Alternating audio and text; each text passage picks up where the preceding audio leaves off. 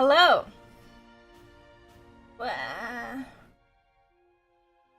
Hello. Oh, that was me. I heard me. I heard me twice.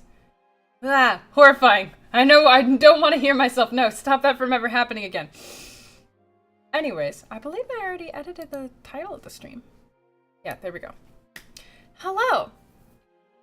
Today we have this lovely game called Panzer Hearts, which is a game that I helped make. Hey, Syrian! Hi. How are you? I think...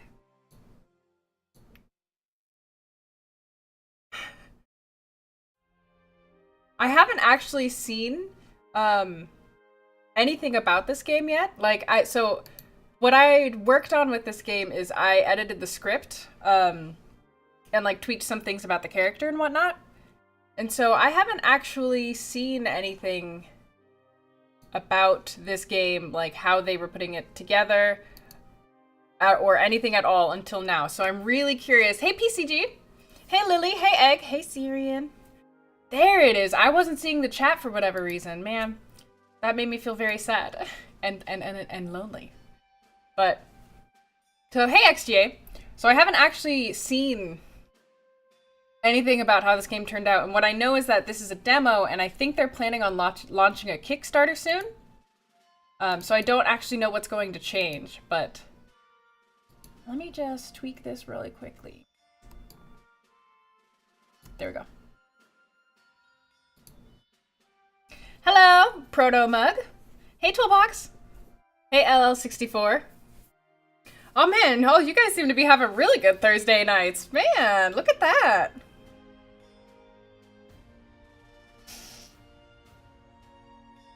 I'm gonna wait for a couple more people to pop their way in. But, yeah, how are you guys doing? Today was the second day of NaNoWriMo. I managed to catch up to the goal total, despite the fact that I accidentally ate gluten a couple of days ago, and so I feel kind of poopy.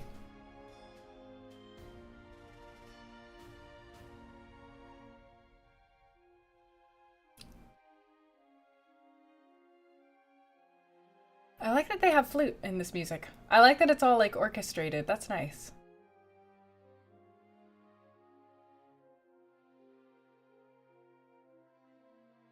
Little icons on Twitch also look different to me now. Interesting.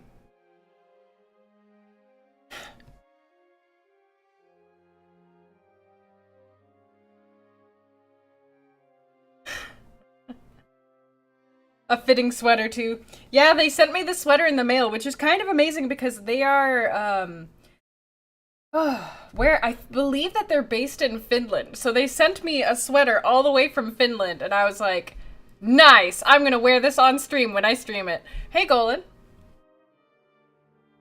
I'm like, oh yeah.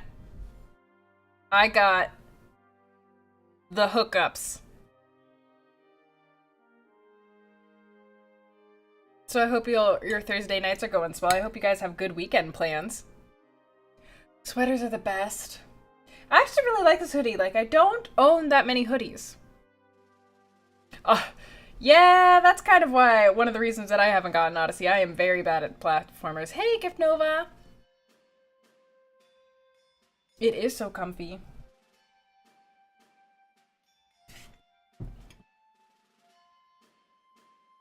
Chickpea pasta mac and cheese. Interesting. Interesting texture. Just very thick noodles.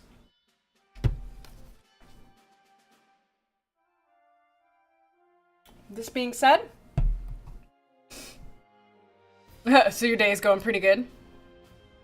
Okay, this being said, hopefully the game is responding properly again. Let me just...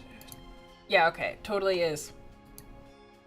All right, giggity.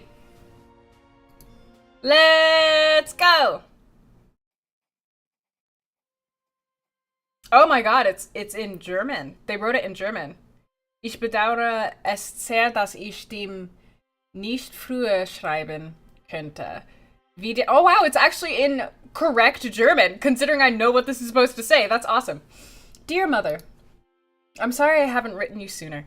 Hey John, this game is Panzer Hearts. It's a game that I helped edit. It is a game about living within a listen, it's kind of shall we say topical? It's a game about living within a like fascist state and being brainwashed with propaganda and whether you can get around that.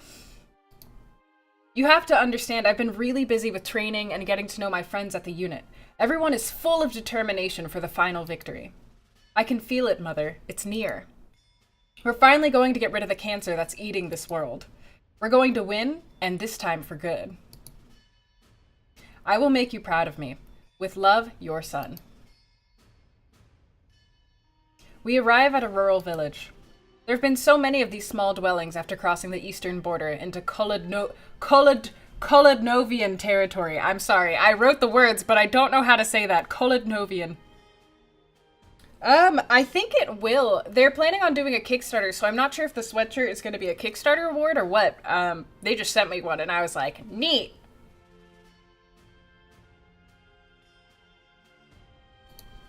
Currently, it's enemy soil, but soon it will belong to the Empire. Also, if you guys have any, like, feedback that you can let me know. The developers would be interested in knowing, since it's a demo after all. All the villages we pass look the same. There are no cars and no electricity. The people must be uncivilized. They can only benefit from becoming part of our great empire, and should be thankful that we're seizing this land and helping them flourish. Our captain approaches us, a firm look on his face. He's to brief us on our next mission. After the long journey, I'm filled with excitement. I want to get into action. My brave men! Can you see the mound beyond the steppe over there? I need someone to do recon and find out whether these cowards have already left. My god, look at his face. He looks so dopey. He looks so dopey. Look at how dopey he looks. Oh my god, he's so dopey looking. Ah, this is our main character, the little dopey. I had feelings about him during the script. For the glory of Anubis, savior of the Empire, do I have a volunteer? By the light of Hathor, I volunteer. That is exemplary bravery, Bastion. Now get to it. Yes, sir! I unlock the safety of my bolt rifle and start walking towards the mound. I try to think of everything they told me in the training, but suddenly my mind becomes blank. I remember the same thing happening in sports. You train a lot, but during the competition you forget the training and just execute the best you can. I reach the mound. I slowly climb up on it. Very slowly, I raise my head over the edge of the mound. Anyways, all the cells in my body scream at the same time, and I'm rendered motionless for what seems forever. A large group of enemy soldiers is assembled on the other side of the mound.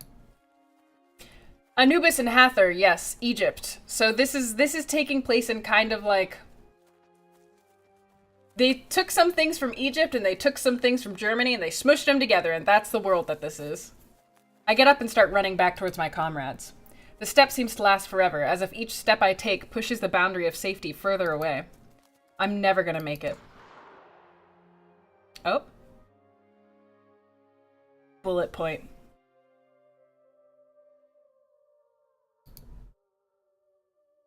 Nepthet? Are you awake, soldier? Am I in the afterlife? Oh! Oh! Did I die a glorious death on the battlefield? If so, you must be Nepthet. Tell me, have I earned eternal happiness? Y'all, I don't remember which choices we're supposed to do. Y'all, you pick. What do you think? Do you want to follow the goddess of death, probably? Or not? His blushing. He looks so sad and ashamed of himself. Do not follow, says Spellhammer. Okay, let's not follow her. I'm not ready yet. My ib is pure. You wish. I'm afraid your Ka and Ba have yet to leave your body. I don't know. Everybody else wanted to follow. We're in the capital of the Empire, and this is a war hospital. You were gone for quite some time. How do you feel? I'm ready to go back to the front and kick some ass, or I still feel a bit weak. Could I rest for a few days? I'm assuming we got shot, so can I rest, please? I'm a wimp. Your injuries are quite severe. There's no way you can return to battle. Just rest now. As the nurse is still speaking, a man wearing a colonel's insignia nears my bed. He's quite a tall man and must be somewhere in his 50s. His face is rigid with small scars, reminders of battles long gone. The nurse glances at him and quickly leaves my bedside. Young soldier, I am Colonel Conrad Ackerman. I heard you were injured in battle. The doctors told me you won't be able to return to the front anytime soon. You can't tell me what to do, says Spellhammer. Sir, I cannot believe— Oh my god, did you— Whoa! Oh my god! Whoa! Woo! Look! Ha! Okay, that's I wonder if it's supposed to happen like that. Sir, I cannot believe this. I was on my way to becoming a hero of the Empire. I try to fight my tears, but fail. I turn my face away. This is not soldierly behavior. The Empire needs exactly your kind. A good soldier is ashamed of being unable to serve his country. Don't worry. I offer another opportunity to prove your worthiness. He's far too sweet and adorable to be in a war. Aw, man. Sir, I promise not to let you down. Tell me what to do. I'm happy to hear such enthusiasm, young man. I run a factory in the city. I need men with the will to serve the Empire, and I can see you have the right spirit. Come to my factory when you're back on your feet. Yes, sir! I will be back on my feet in no time. The old man seems satisfied. He looks quite stern, but warmth lies behind his eyes. Very good, my child. Very good. Horace Avenue 4. I'm gonna make my own notes for them. My own notes for what I think can be done. I'm just gonna write down some notes.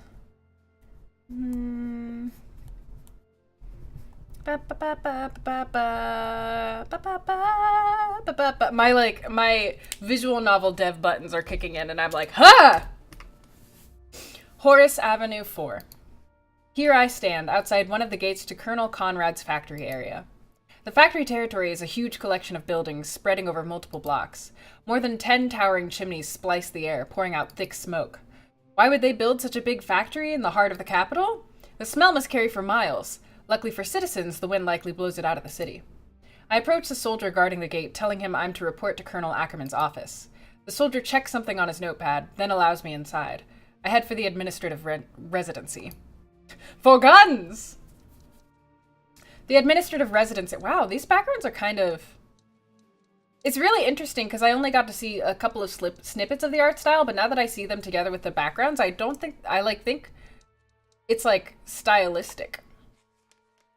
The administrative residency is cluttered with photos of weapons, the factory area, and the symbol of Anubis. Anubis is the Empire's most important god. Worship of Anubis stems from ancient times, from the cradle of our empire in the south. When someone dies, Anubis personally guides him or her along the perilous pathways of the underworld so they can reach the afterlife. It's said soldiers who die in battle are favored by Anubis. A woman sits at a typewriter in the middle of the room. Ah, she looks snooty AF. Despite her desk overflowing with documents, everything on it is in explicit order. She must be Colonel Conrad's secretary. Excuse me, ma'am. I'm here to meet Colonel Ackerman. The woman glances up from her papers, puzzled. I bow, my right hand on my left shoulder and my left arm downwards. Perfect form.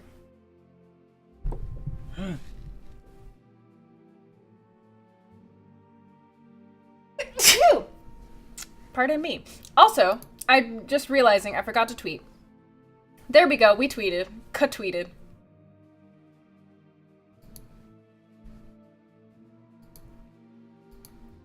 She takes her glasses off. Thank you, Dispatch. Gesundheit? Gesundheit is— You got the gesund right, but it's, H-E-I-T. Gesund, H-E-I-T. Gesundheit. She takes her glasses off.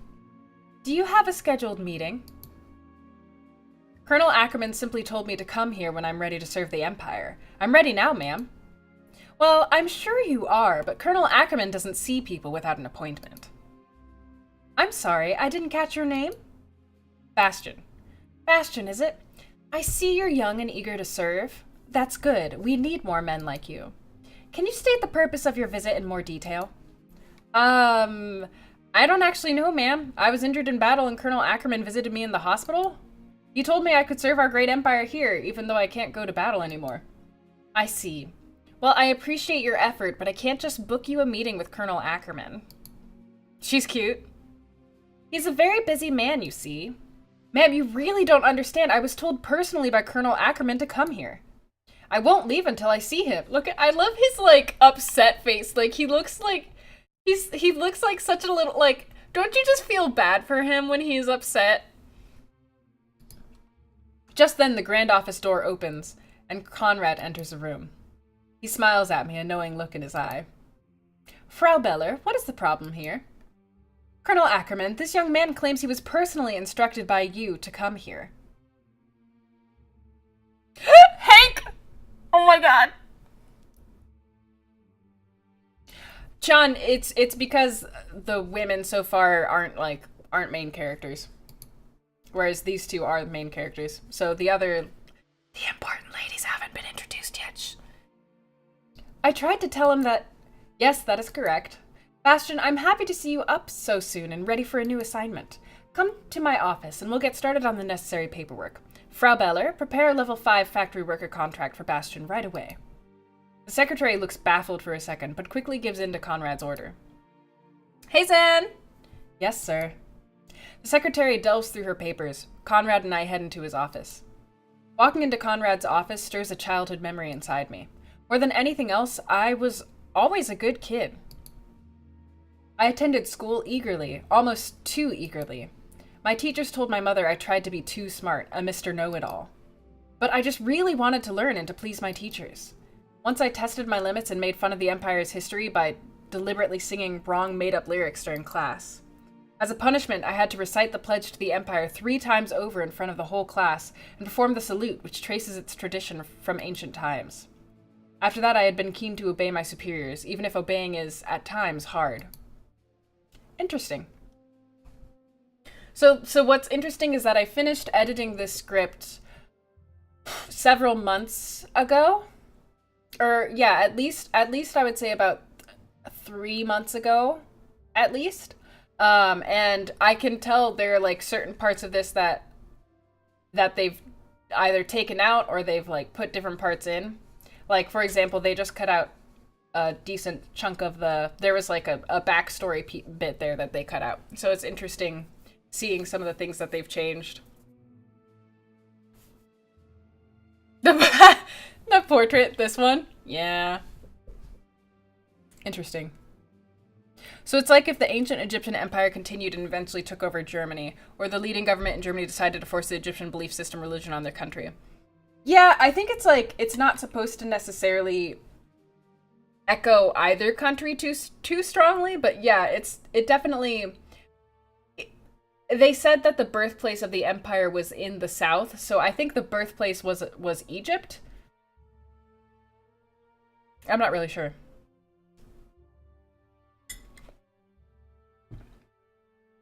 Maybe, Lily. I don't know. I don't know what they've done. Colonel Ackerman, Bastion reporting for duty. I performed the salute just like I did when I was punished in front of the whole class.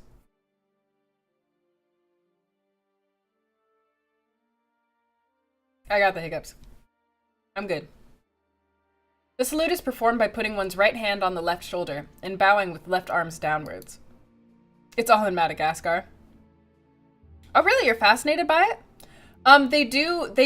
They go into further detail about lots of aspects of the history and the culture, which is something I super like. Because you go to different places in the Empire and they see, like, cultural, historical landmarks and things, and they really go into kind of the indoctrination and how that happens with these characters, which is why I'm like, really, I'm jazzed about this game. I think it's cool. At ease, Bastion. Conrad's office is dominated by a huge portrait of our emperor, who gazes across the room as if monitoring the factory's work. A smaller but still quite large painting of a poodle sits on the other end of the wall. In between these two paintings, there's a large picture of Anubis being served by Neptet, the protector of the dead. That's who Neptet is. Conrad approaches a brand new record player. He sets the needle on it, and the record starts to spin. As he turns to me, the low, looming notes of Wilhelm Richard's Neptet Act 3 start to play. I try not to show my unease.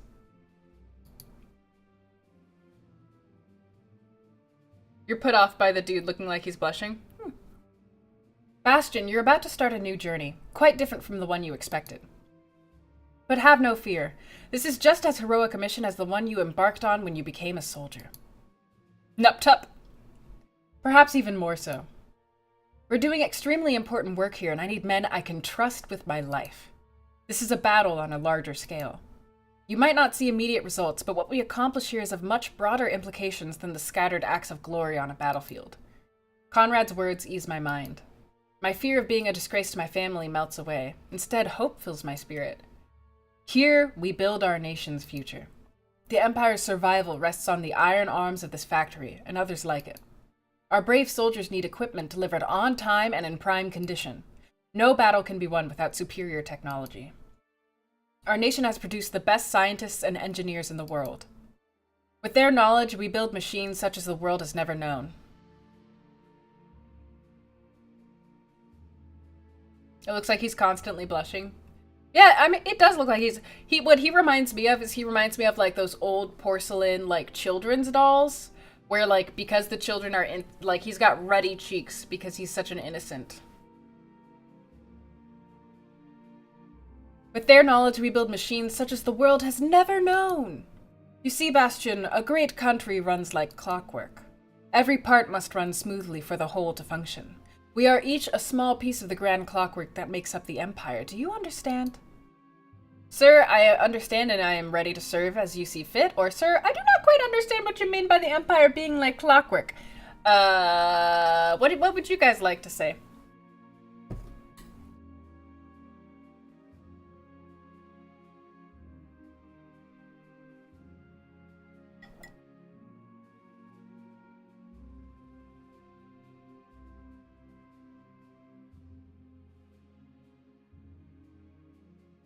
Which do you think it is, 64?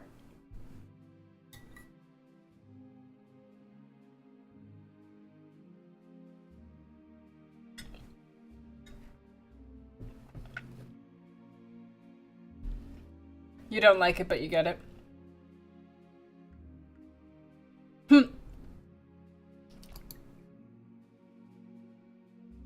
Good! Starting today, you are a level 5 factory worker. Your duties include keeping the facility safe, clean, and running, and making sure assembly lines are kept in order. Your supervisor will tell you the details. Any question? Sir, you are a great warrior of the Empire. Did you fight in the Grand War, or when can I start? One of these was not in the game when I was editing it. Oh.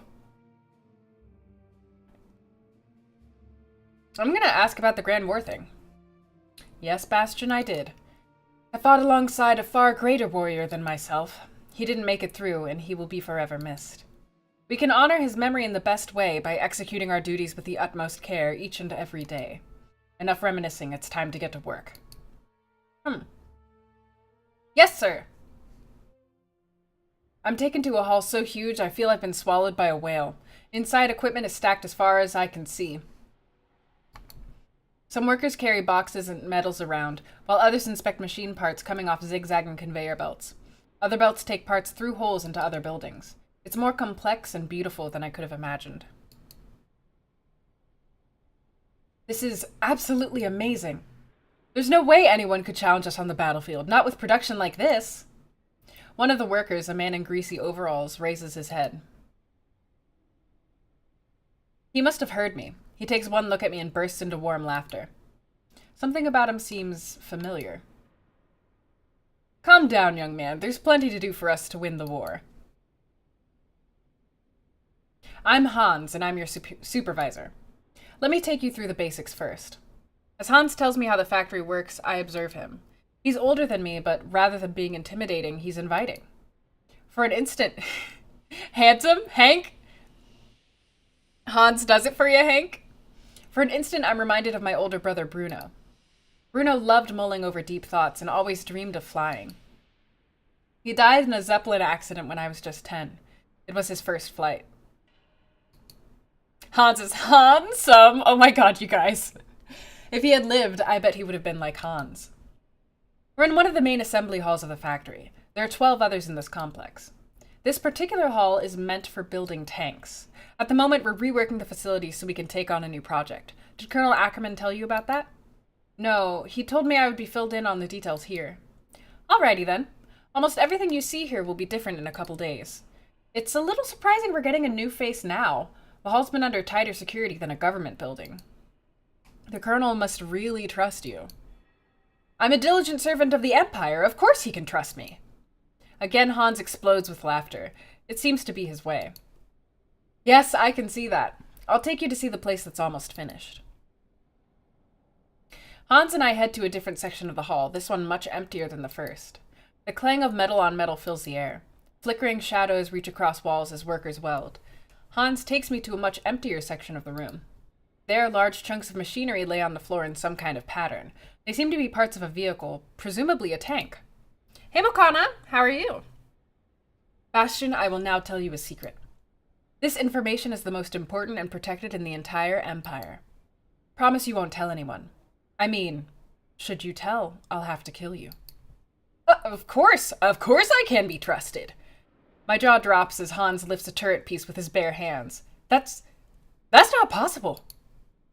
I am the secret Bastion. Oh, he's got mad face. The Empire has been working on a secret superhuman project for decades. I am the first successful prototype. Meet Hans Subis 1000! Hans throws the turret piece at me.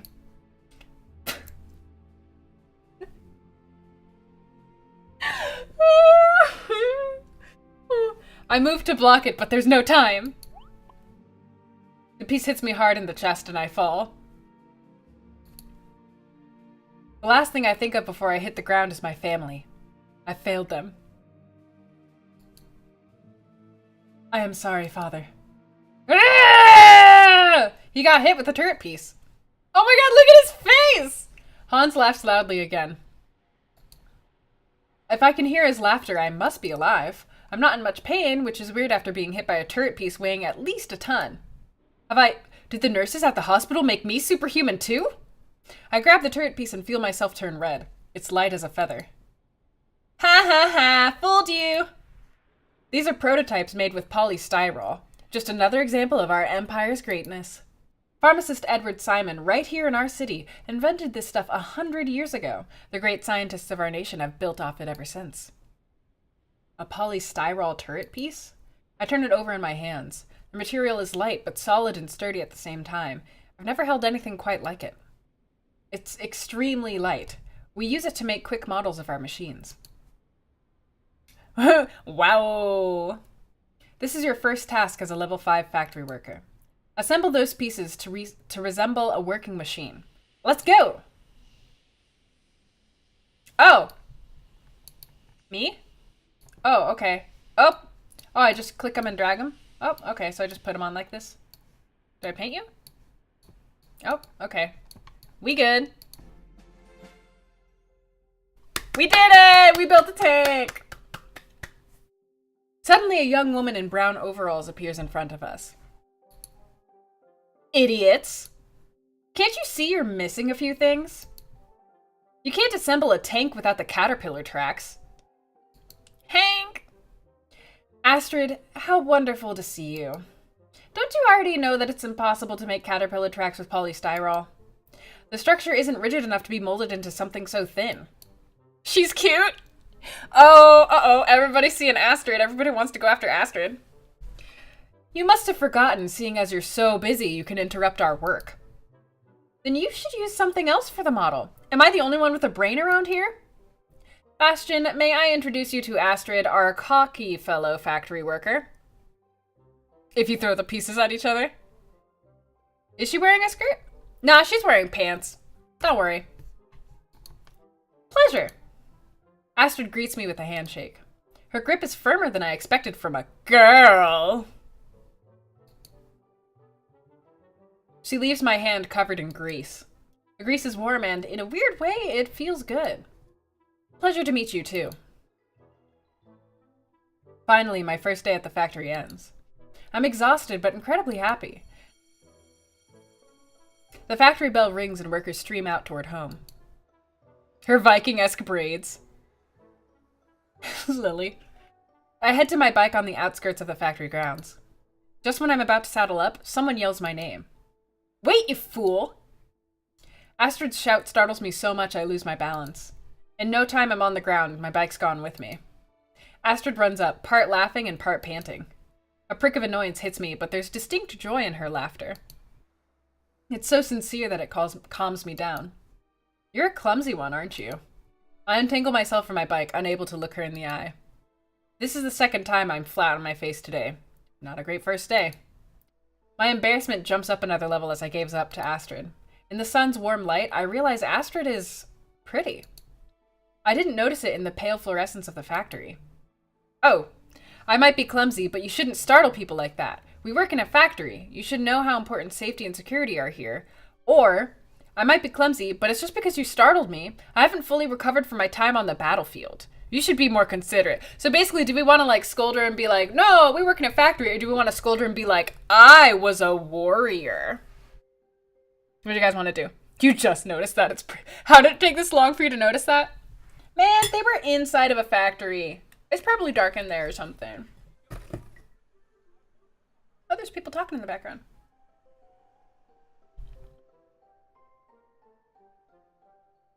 Which do you think will win her heart more? Bragging that we're a soldier or talking about the factory?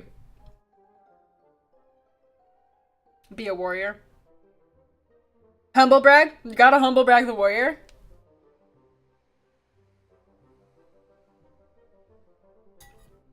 Everyone say it to humble brag.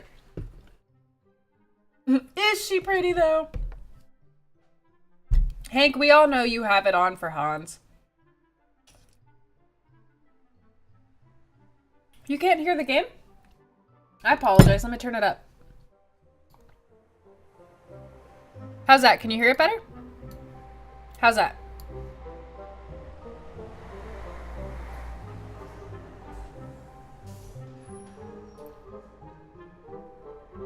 Oh my god, stop fighting. She's gonna mock us regardless. Okay, glad that's better. So everybody's saying to humble brag, so let's humble brag. I haven't fully recovered from my time on the battlefield. You should be more considerate. Yeah, sorry about that, guys. I'm so sorry. I didn't realize you were a veteran. Well, whatever. What is it? You forgot your wallet in the assembly hall. Sorry, but when I saw your face, it just swept me off my feet. I guess you dropped it when you were working on the mock tank. Oh, I didn't realize. Lol, egg on your face, dummy. Thank you, Astrid. It was nice of you to bring this to me. I guess I owe you an apology. No worries, clumsy one. I'm used to men falling down, dropping their things, and then getting angry at me. I give her a look. She gives me one back. We smile. So, where are you going? Kreuzberg. I live there with my mom. Wow, very impressive you are. How about you? I'm heading that way too. Let me just grab my bike and we can go together. Giggity. We grab our bikes and leave the factory grounds. I glance back and see chimneys putting out dark, thick smoke. It's so thick it nearly blankets the sun. But it doesn't cover the rustling of leaves in the gentle summer breeze. She's my girl, I ship it. I'm used to men falling for me. That would be pretty impressive. We bike together through our great city, bathed in summer sunlight. We glide through the boulevards of linden trees, zigzag between cars caught in a traffic jam. I still feel bad I snapped at her. I should apologize at least. Astrid, I'm sorry about earlier. I wasn't angry at you. I guess I was frustrated. I think that where they are is located where modern-day Germany is. No one's taken Abigail. Who's Abigail? It was my first day at the factory, and maybe I'm nervous. You know, I just came from the front, and Did you come from the Kolodnov front? That's so exciting! You have to tell me about it. I wish I could go to the front. Astrid's reaction irritates me. She talks about it like it's a fun vacation, not a life or death situation. Well, it's not really that exciting. I was injured in my first battle. They told me I couldn't go back. That's why I'm working in the factory now. Or, the front is no place for women. It's dangerous and dirty. Much worse than you think. You wouldn't like it. What do you guys think? Should we be sexist or not sexist? So we can either, like, A, be sexist, which is very impressive, or B, tell her that we were injured as soon as we got to the front, which is also very impressive. Humble brag.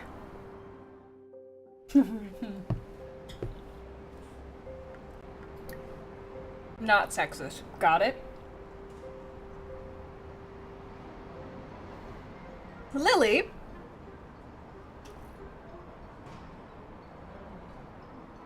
Really? I'm so sorry. It's from the past, everyone is sexist. Yeah. You're okay now, right? I'm fine. I'm happy I can still serve the Empire. What? Why can't women fight just like men do? Well, there's so much to do on the home front, too. They told me I couldn't go back. Yeah, that's fair. She already gets dirty and is in danger. That's fair. We need you here, since the men have gone to the front. There is a lot left to do here. And to be honest, I have heard discomforting stories from soldiers coming back from the front.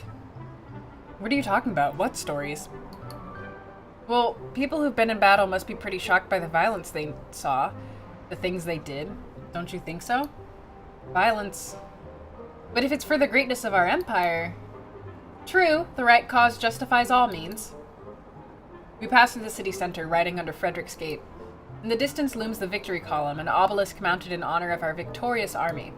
On the right is a building site of what is to be the largest structure in the world, the People's Hall. It's right across from the Avenue of Hyksos. Everywhere I look is evidence of the Empire's greatness.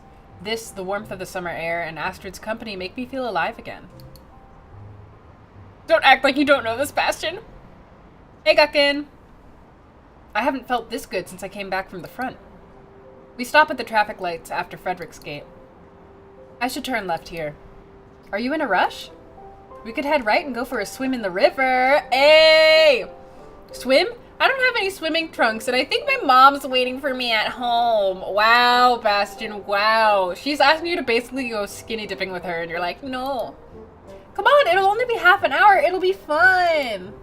I know a spot close by where no one will see us. Bastion, oh my god. I really have to go see my mom. I haven't spent much time with her since I came back from the front. Everyone's like so mad at him. I'm pretty sure she's worried sick. That's a shame, but I understand. At least you love your mom. Some other time then. Maybe he's doing the thing where it's like, poor Babby Bastion. Thank you, Astrid. No worries. I'll bike with you to your home. Okay, let's go. We head towards my home in the beautiful summer afternoon. I really hope I can go swim with Astrid soon. We arrive at my mom's place in northern Kreuzberg. It's in a nice neighborhood. Even I would take that. Right? I mean, come on. She's probably super hot. He secretly wants Hans. No, I gotta see my mom. Technically, we can't... Oh, gosh. Siri, stop that. Technically, we can't afford to live here, but fortunately the government is treating us well because of my late dad. He was a merited hero in the Grand War against Kolodnov and its allies Brestia and Frunche. Okay, this is my mom's place. Thank you so much. I had fun today. Don't mention it. I had a great time too. It's nice to have someone in the factory that isn't all work. We need to have fun too, you know? So you live nearby? Yeah, just a couple blocks to the east. I'll see you tomorrow. Astrid climbs on her bike and takes off. She turns left at the corner and vanishes into evening traffic. It takes me a second to realize I'm still waving goodbye. I lean my bike against the wall and head inside the apartment.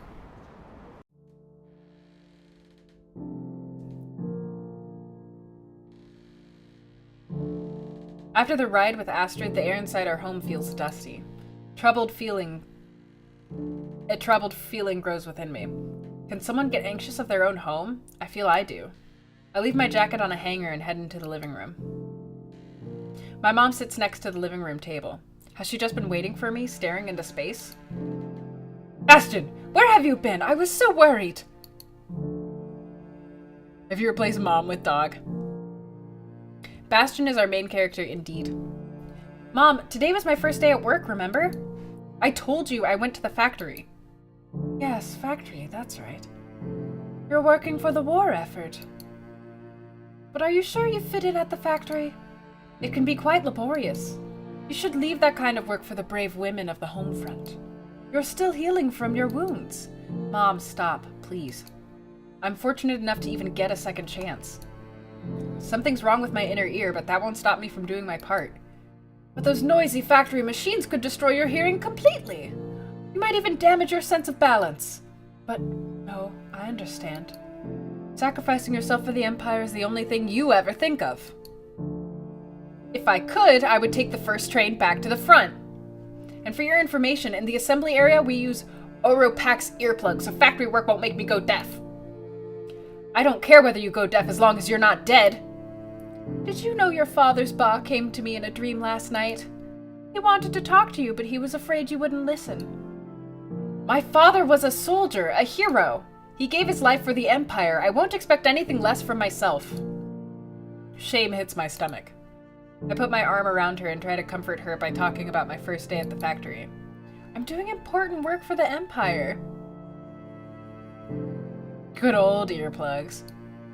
I'm building great weapons that'll win the war for us. I will become a man worthy of father. Mom, I just hope you can understand. Seems like this crying is stylistic. But Basti, she feels so fragile in my arms. She doesn't have anyone left in the world but me. Sometimes I feel she doesn't even want to live anymore, but instead yearns for the afterlife.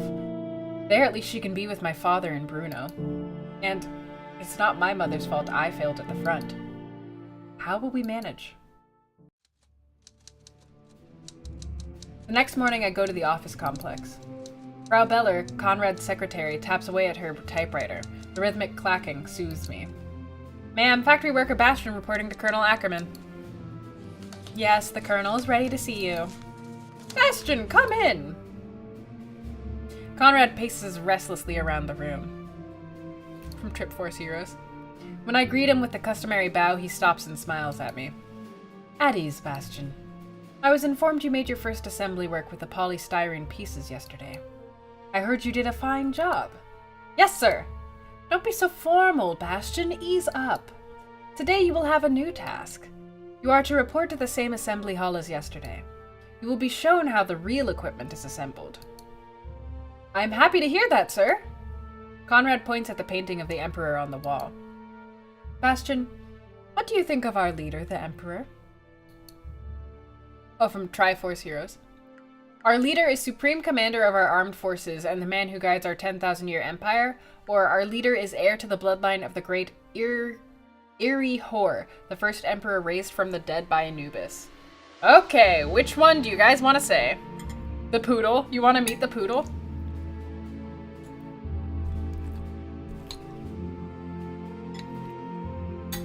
Nah, the emperor's the dude to the right.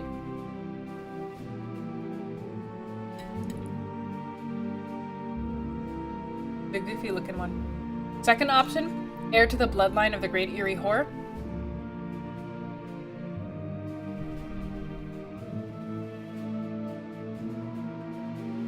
Neither seems wrong.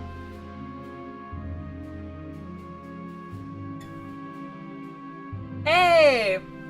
Bill Nye! Thank you for resubscribing, Bill Nye. Also, Syrian, you also resubscribed. Thank you for resubscribing and continuing to be part of the fold. I'm not sure why it's not popping up.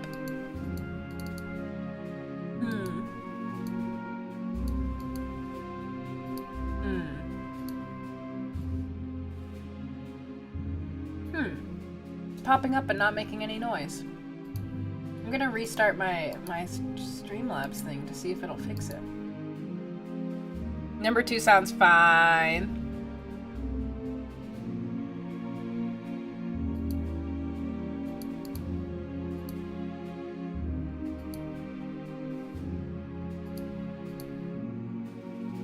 Yeah, I don't know why it's not popping up with noise. Oh, there's a new update available. Huh. Well, that's why. My bad, guys.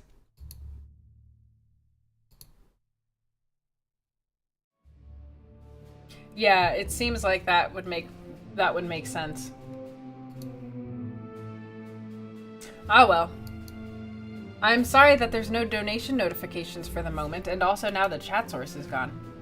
My bad. My bad about that. It me. Very strange. I'll have to go and see what that's about later. I apologize for that.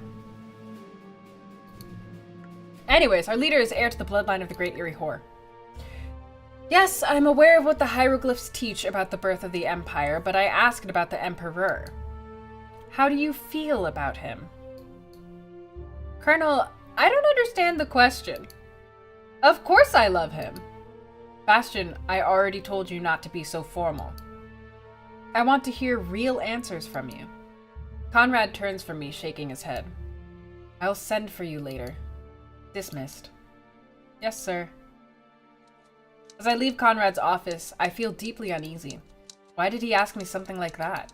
I've never been so directly questioned about my loyalty. Is he doubting me? Have I done something to upset him? I only started here yesterday. Lol. Maybe that's it? I'm new and he wants to see if I'm up to the task? That makes sense, as the mission here is extremely important, but I still don't understand why I was chosen. Why did he come to the hospital and choose me? Well, I do have the best references. I was in the youth program, I got the best grades, I volunteered for battle, I've done everything right. Not to mention that my father is a hero of the Grand War, a martyr for the Empire. That could well explain it.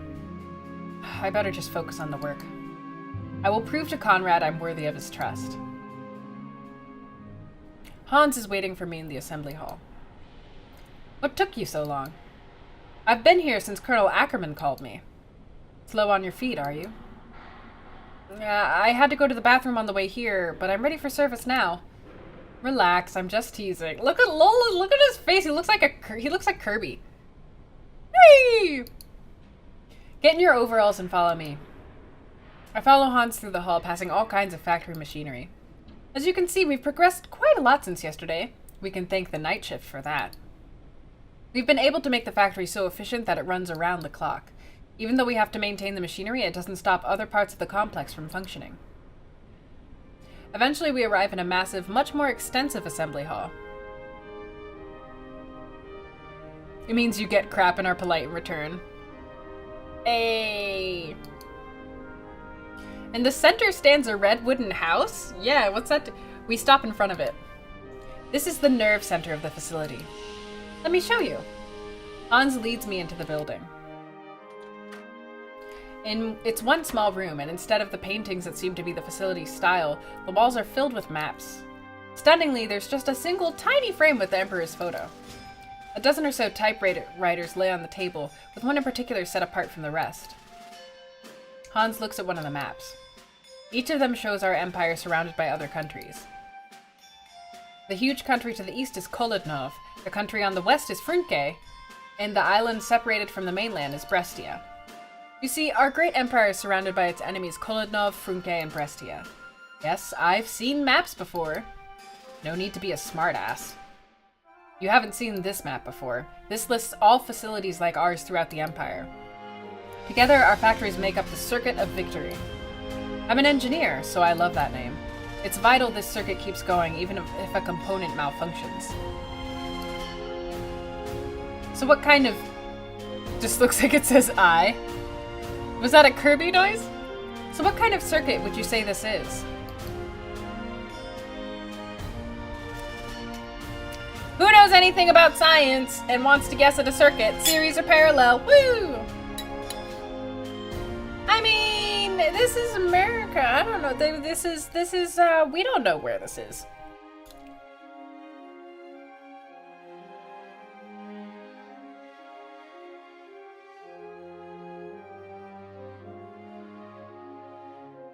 Maybe this is an alternate universe where Greek is, like, different.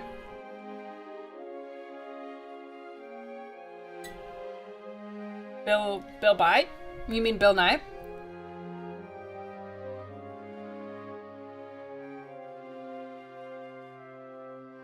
Probably parallel.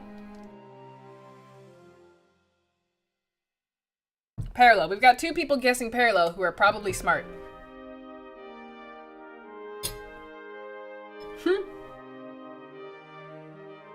Hello, Bill Nye.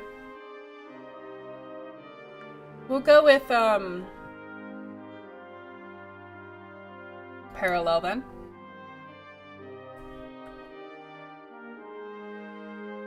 You did it! Parallel? I agree. The current will keep flowing even if one component goes offline. So parallel it is. What fascinates me is that the analogy goes deeper. In a series connection, all components have the same current. This would mean in our analogy that all the facilities would need to operate at the same level of energy consumption. This would make no sense, as the facilities have different purposes. Good job, Toolbox, you're very smart! In a parallel circuit, the voltage for all components is the same, but the current for each of them can differ. Isn't that amazing? Sure. You're saying that if one of the factories was bombed, the other factories could keep going? Hans's face goes cold before I even finish my sentence. I've said something wrong. What are you talking about? Our facilities are not going to get bombed. We have the best air force in the world, and the commander-in-chief has personally promised to keep our skies clear. I was just speaking hypothetically. I didn't mean that it's gonna happen. Okay. It's fine. You're young, and young people are foolish. In principle, I think you got the idea.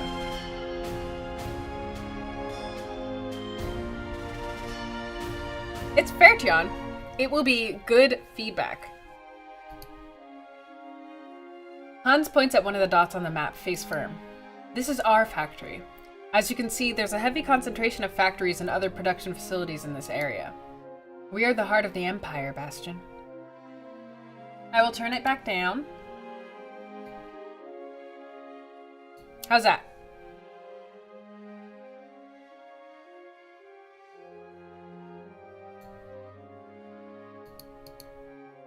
We have a great duty to fulfill. Yes, and we'll do it with great enthusiasm. That's more like it. Now let's get to work. We'll leave the small house and head back to the main area, the place we were the day before. However, it's changed. Equipment to move the assembly pieces lines the area. Pieces of machinery lay across the ground. Perfect. A piece of clothing is peeking out from among the pieces. Hans kicks it to the corner. It seems the night shift has done an awful job yet again. The pieces are all over the place. No wonder they're much lower class citizens than we are. We'll have to clean up after their mess. Don't worry, I'll take care of it in no time. I run to one of the pieces and take hold of it. I try to lift it, but quickly realize I can't. It's way too heavy. You crack me up. I mean, I'm not sure that this is supposed to be like, because it's obviously not our world. Like, it's Restia and Frunke, so it's like based off of our world, but it's not our world. So I'm not sure if the map is necessarily supposed to be the same. I don't really know.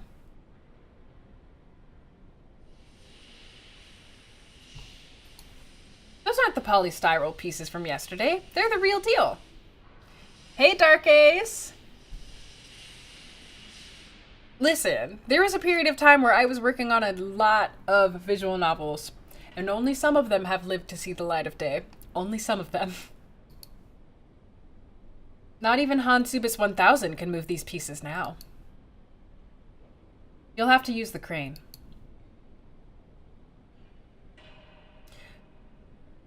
I mean, it doesn't have to be the same geography. Like, this could be just an alternate world with similar countries. It did have the shape of Europe, though, minus Greece. No, this is not my new game. This is a game that I worked on. This is not Illicid. This is a game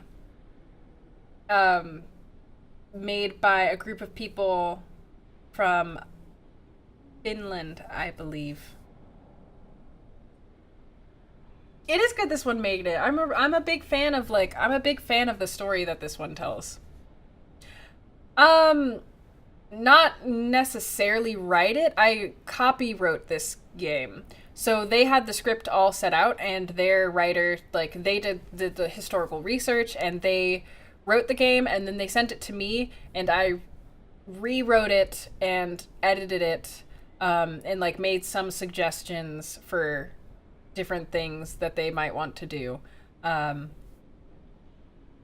and so, and like, then I sent it back to them, and since sending it back to them, they took out some things and like rewrote some things still.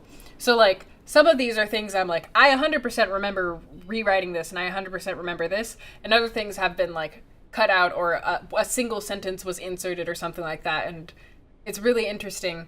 It's always interesting when you work on a game or something, because they're so amorphous, and you have to change things because of the art, or you have to change things because the pacing doesn't work out the way that you wanted to, or the game's too big, or whatever. So it's always interesting to see what changes over time.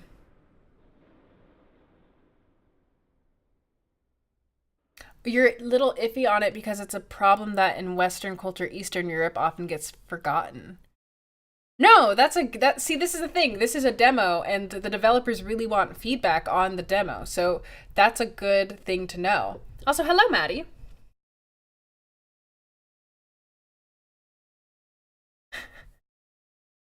I'm glad you like this game so far, Toolbox. Also, Maddie, thank you for resubscribing and continuing to support the fold. There's no notification noises for some reason. I apologize for that. Yeah, definitely, Chan. Like, basically what I think I'm gonna do is after, like, when I put this up on the archives, I'm just gonna send them the video and be like, look, people's reactions. So feel free, whatever you want to say. I'm sure they will find it very helpful. I feel like Hans's shoulders are too broad. You know how to use one, don't you?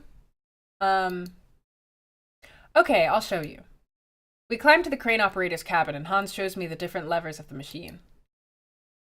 Aw. Well, don't worry, LL64. Thank you for coming to hang out anyways.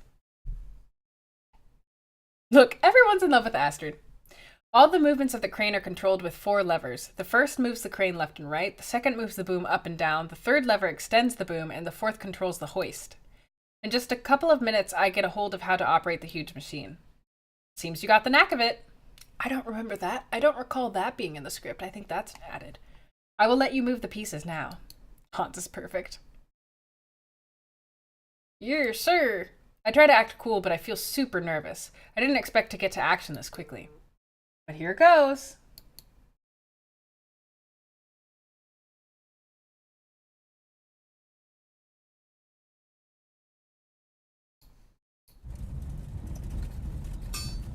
Well.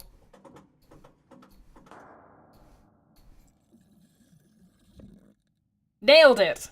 Nailed it! We did it! We built a tank! Well done, Bastion! We're the best tank builder. Get down from there and come marvel at your achievement. A small tank stands in front of us. It's not particularly impressive. The design is so light, it's probably only used as an infantry support or reconnaissance. A picture of a fierce Anubis is painted on the side armor to protect the crew. We call her the Spitz! Lips and pecs versus red hair in thickness. You like the minigame? You fools forgot to tighten the caterpillar tracks this time. How do you plan to drive this thing out of here? The fool here is you. Shouldn't you be actually doing something instead of barging in here all the time? Whatever, I knew talking with you would provide no real intelligence. Anyway, congrats on the assembly, Bastion. At least someone here knows what he's doing. Oh, thank you, but I have to say Hans really showed me how to do it. We don't have time for this nonsense. Astrid, get to work. Bastion, report to Colonel Ackerman. Oh my god. I enter Conrad's office, excited to hear what he has to say. Factory worker level 5 reporting, Colonel Ackerman.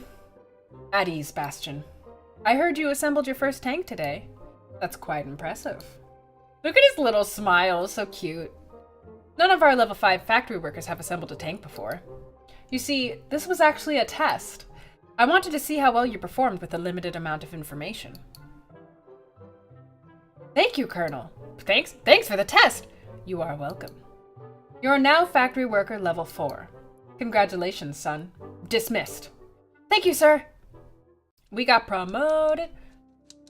As I leave Conrad's office, I spot a young woman sitting in the receptionist's chair.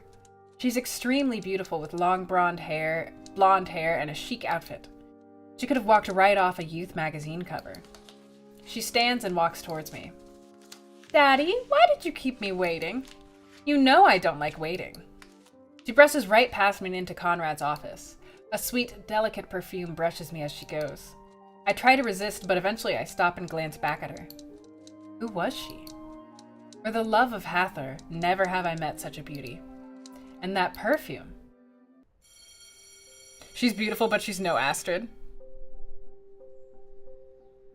Man, this chat is so thirsty for Hans.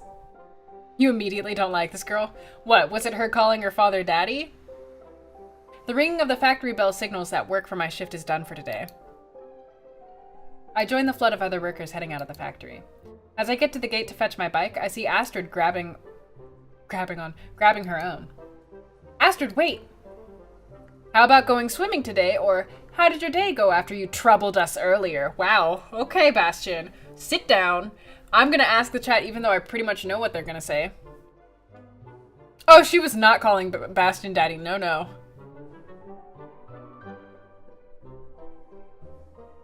Swimming. Daddy and Empire are 2 words to beware. Hans is the drink of water I've always needed. Okay, yep, swimming. You don't have to go see your mom? Well, to be honest, I felt really stupid for not going yesterday. Yeah, you did. You said you know an amazing place? I do. I'm ready if you are. Let's do it then. Astrid jumps on her bike and speeds out of the factory premises. I grab my bike and follow her. I have trouble keeping up with her as she speeds towards the river. Astrid weaves through traffic faster than the cars do. She turns a corner ahead of me. By the time I turn it, I've lost her.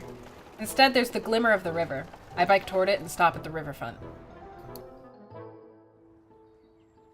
The river is surrounded by a large, mound-like structure of rock, possibly meant to stop children from falling into it. I look around, but can't see where it would be possible to swim. Astrid is nowhere to be found. I hear a whistle to my right. Astrid has climbed onto a strip of rocks beside the river. Bastian, come here! Use the rocks as footholds. Okay, can you see that little ledge down there? A small pier-like formation sits barely even visible down where the structure meets the river. A large tree growing through the rocks completely hides it. I can see it. Seems pretty difficult to get down there, though. Don't worry, just follow me. We climb down the side of the river using rocks as footholds. It's amazing how fast Astrid can move. I have to take time to place my feet in stable positions, but Astrid moves very naturally. She must have made this climb countless times. After an exhausting few minutes, we finally arrive at the ledge. The last one in the water is a rotten egg! As soon as we reach the ledge, Astrid rips off her dress. I turn away red-faced. I've never seen a girl naked. At least, not after I became a man. Then there's a splash. I take off my shirt and pants. With only my underwear, I jump into the river and swim after Astrid. When I reach her, I splash a wave of water her way. She grins devilishly, then slaps water straight into my face. Astrid is just so much better than Bastian. She clearly moves fast. For a brief second, the sunlight and water distort my vision and I squint at her. Her face is scrunched up, trying not to laugh at me. But her face is so weird, I start laughing at her, and then she bursts into a fit of giggles. Her laugh is nice, fearless and genuine, but at the same time, it's an opening. I splash her again, catching her unawares. Judging from the look on her face, the battle's far from over. I wake up in my bed. Episodes from yesterday flash through my consciousness. Assembling the tank with Hans, Conrad giving me a promotion, the swimming trip with Astrid. All at once, the mysterious girl I saw entering Conrad's office pops into my mind. She walks past me, and once again her perfume wafts over me.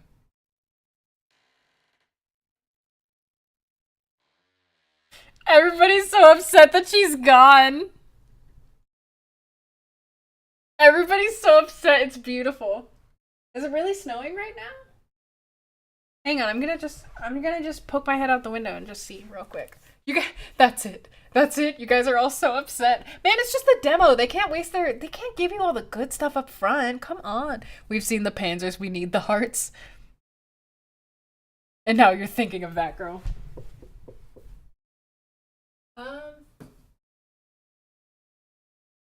It certainly looks like it's raining. It certainly, like, something is happening. I don't see any snow specifically, but something's happening. Bastion, you fool. I turned to look at her. To my surprise, she's smiling at me. No, she stripped off her clothes. I think maybe she probably had her underwear still on. I have not, Golan. I've heard mixed things about it. I shake my head. Did that really happen, or am I just dreaming? I lay awake for quite some time, confused. My hands trace the scars on my chest and stomach.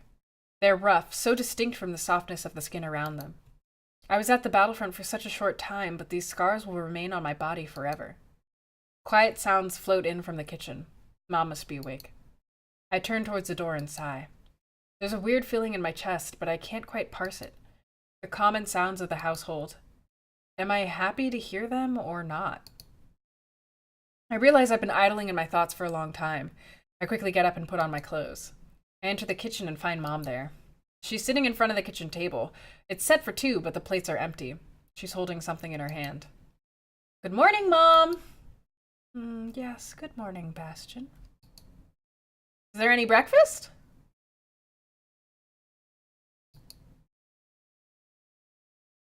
This game would be better if Astrid was a protagonist. Good night, Hank. Thank you for coming. Yes, I will prepare some in a moment. Whatever it is she's holding, she's caressing it like a baby. It bothers me, but I'm hungry and annoyed by the way she's acting and already in a hurry to get to the factory. I have to go to the store first, get some pretzels. In a moment. Mom, I need to go to work. Try to eat something. Yes, in a moment. I bike through the city, shivering slightly in the early morning chill. People and cars blur by, all in their own rush to get to work. Slowly, my mind drifts away. Ah! She naked! She naked! Oh my god, she naked. Again, I see the mysterious girl. Her deep blue eyes and silky blonde hair accompany me through the city. Why can't I forget her? She sits behind me on my bike all the way to the factory. As I near the racks, her image abruptly jumps in front of me. She smiles again, and then something happens. She shimmers and blurs. And suddenly she's Astrid, walking towards me, a quirk to her lips. You met her like once. Everybody's so upset. Everybody's so upset. Good morning, Astrid. Yesterday was so much fun, this two-timing hoe. Morning. Yeah, it was. I bet you were nearing that rack. Oh my god, John.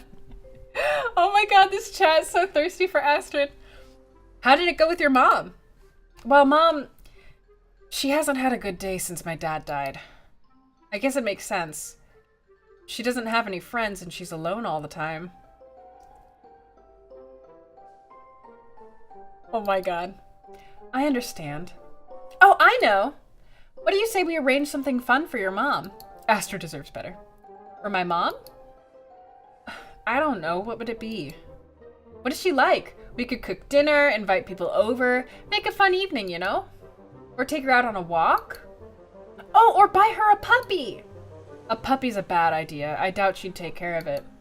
And the idea of inviting people over scares me too. The place is a total mess. She never even leaves the house. Astrid should just get with the rich girl. That's sad to hear. It must be tough for you to see her like that. It is hard. You know, I'm already late. We gotta get to work. Oh, you're right. Bye for now, Bastion. I enter the... Oh, Len! Len, thank you for hosting. I just pulled up the notifications so that I can see them since these sounds aren't working. I entered the assembly area to find Hans there waiting for me. The floor is covered with pieces of machinery, torn pieces of clothing, and dirt. It's a total mess. Morning, Bastion. Congratulations on the promotion.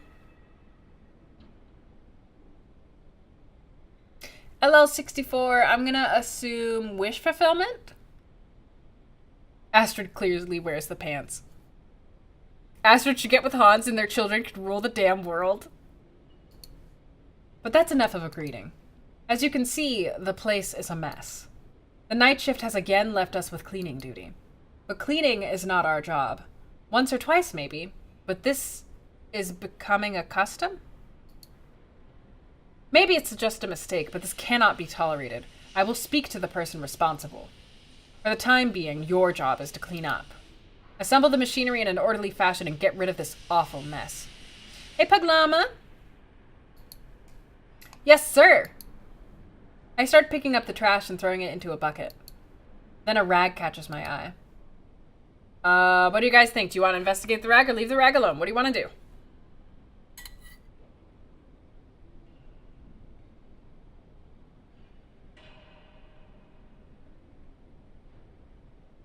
Hans is being a bit of a dick. Hank's not there to defend him anymore. Everybody wants to stick their nose where it doesn't belong. The rag had blood.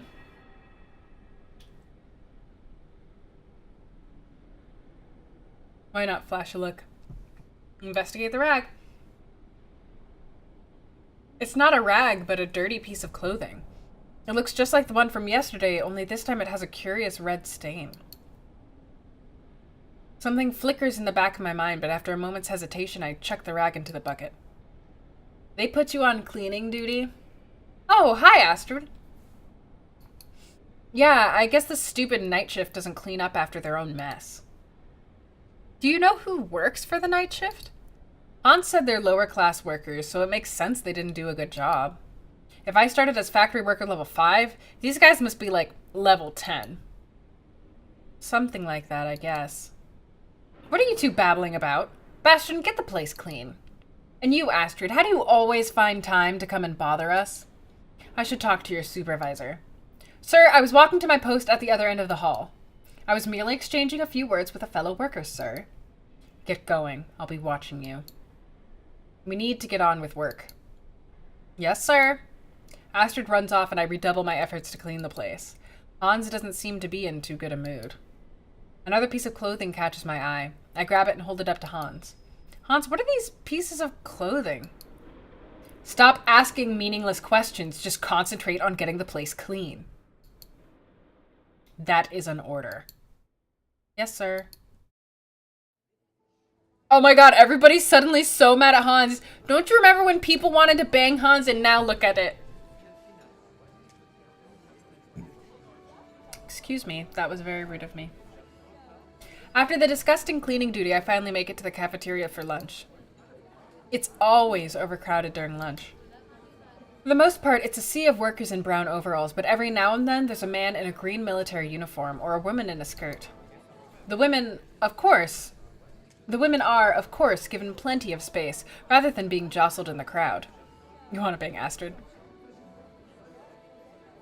Just because he's being a dick doesn't mean we don't want to bang him. Oh, man, you guys. I get into line with the others. Separated from the cafeteria by a glass wall is the officers' eating room. Conrad and a group of well-clad officers are just walking in. The officers sit at tables with embroidered tablecloths and silver cutlery. A waiter walks up to them to take their orders, but of course they would get a separate room. They are officers, after all. Oh, Zen, that's a little real. That's a little real. They have important matters to discuss. Hey, Bastian, can I join you for lunch? Sure, one choice, sure. Astrid joins me in the queue. A few people behind us clear their throats, obviously annoyed, but no one actually confronts us. I'm sorry I interrupted your work earlier today. I was just walking to my post and I saw you there.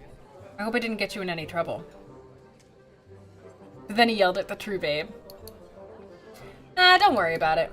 I guess Hans just gets wound up sometimes. He's a good guy. Yeah, I figured. I glance at today's menu. White bean soup, bratwurst, potato dumplings, rye bread. Nothing looks particularly appetizing. Oh, take some food or don't take anything. What do you guys think? While you're deciding that, I'm gonna real quick refill my water. That's a lot of reading.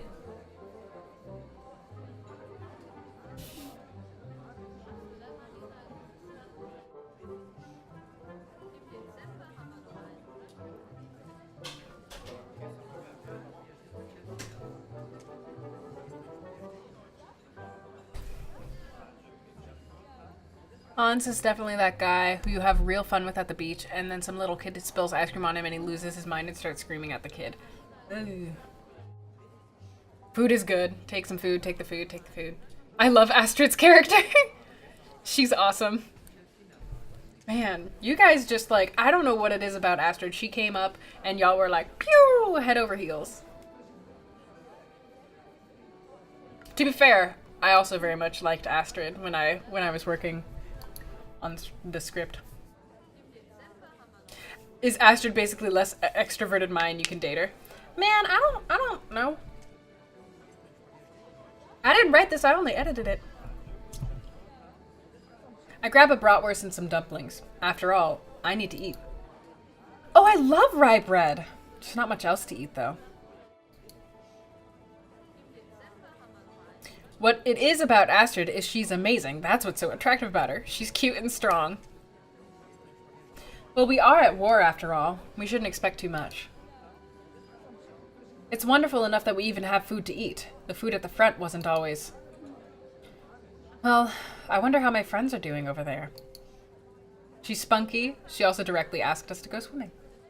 Do you miss your comrades? I do, but... I never really got to form the brotherly ties that apparently happened during battle. I don't know what you're talking about, Guckin. I don't know things about this story. I can't just tell you things about the story.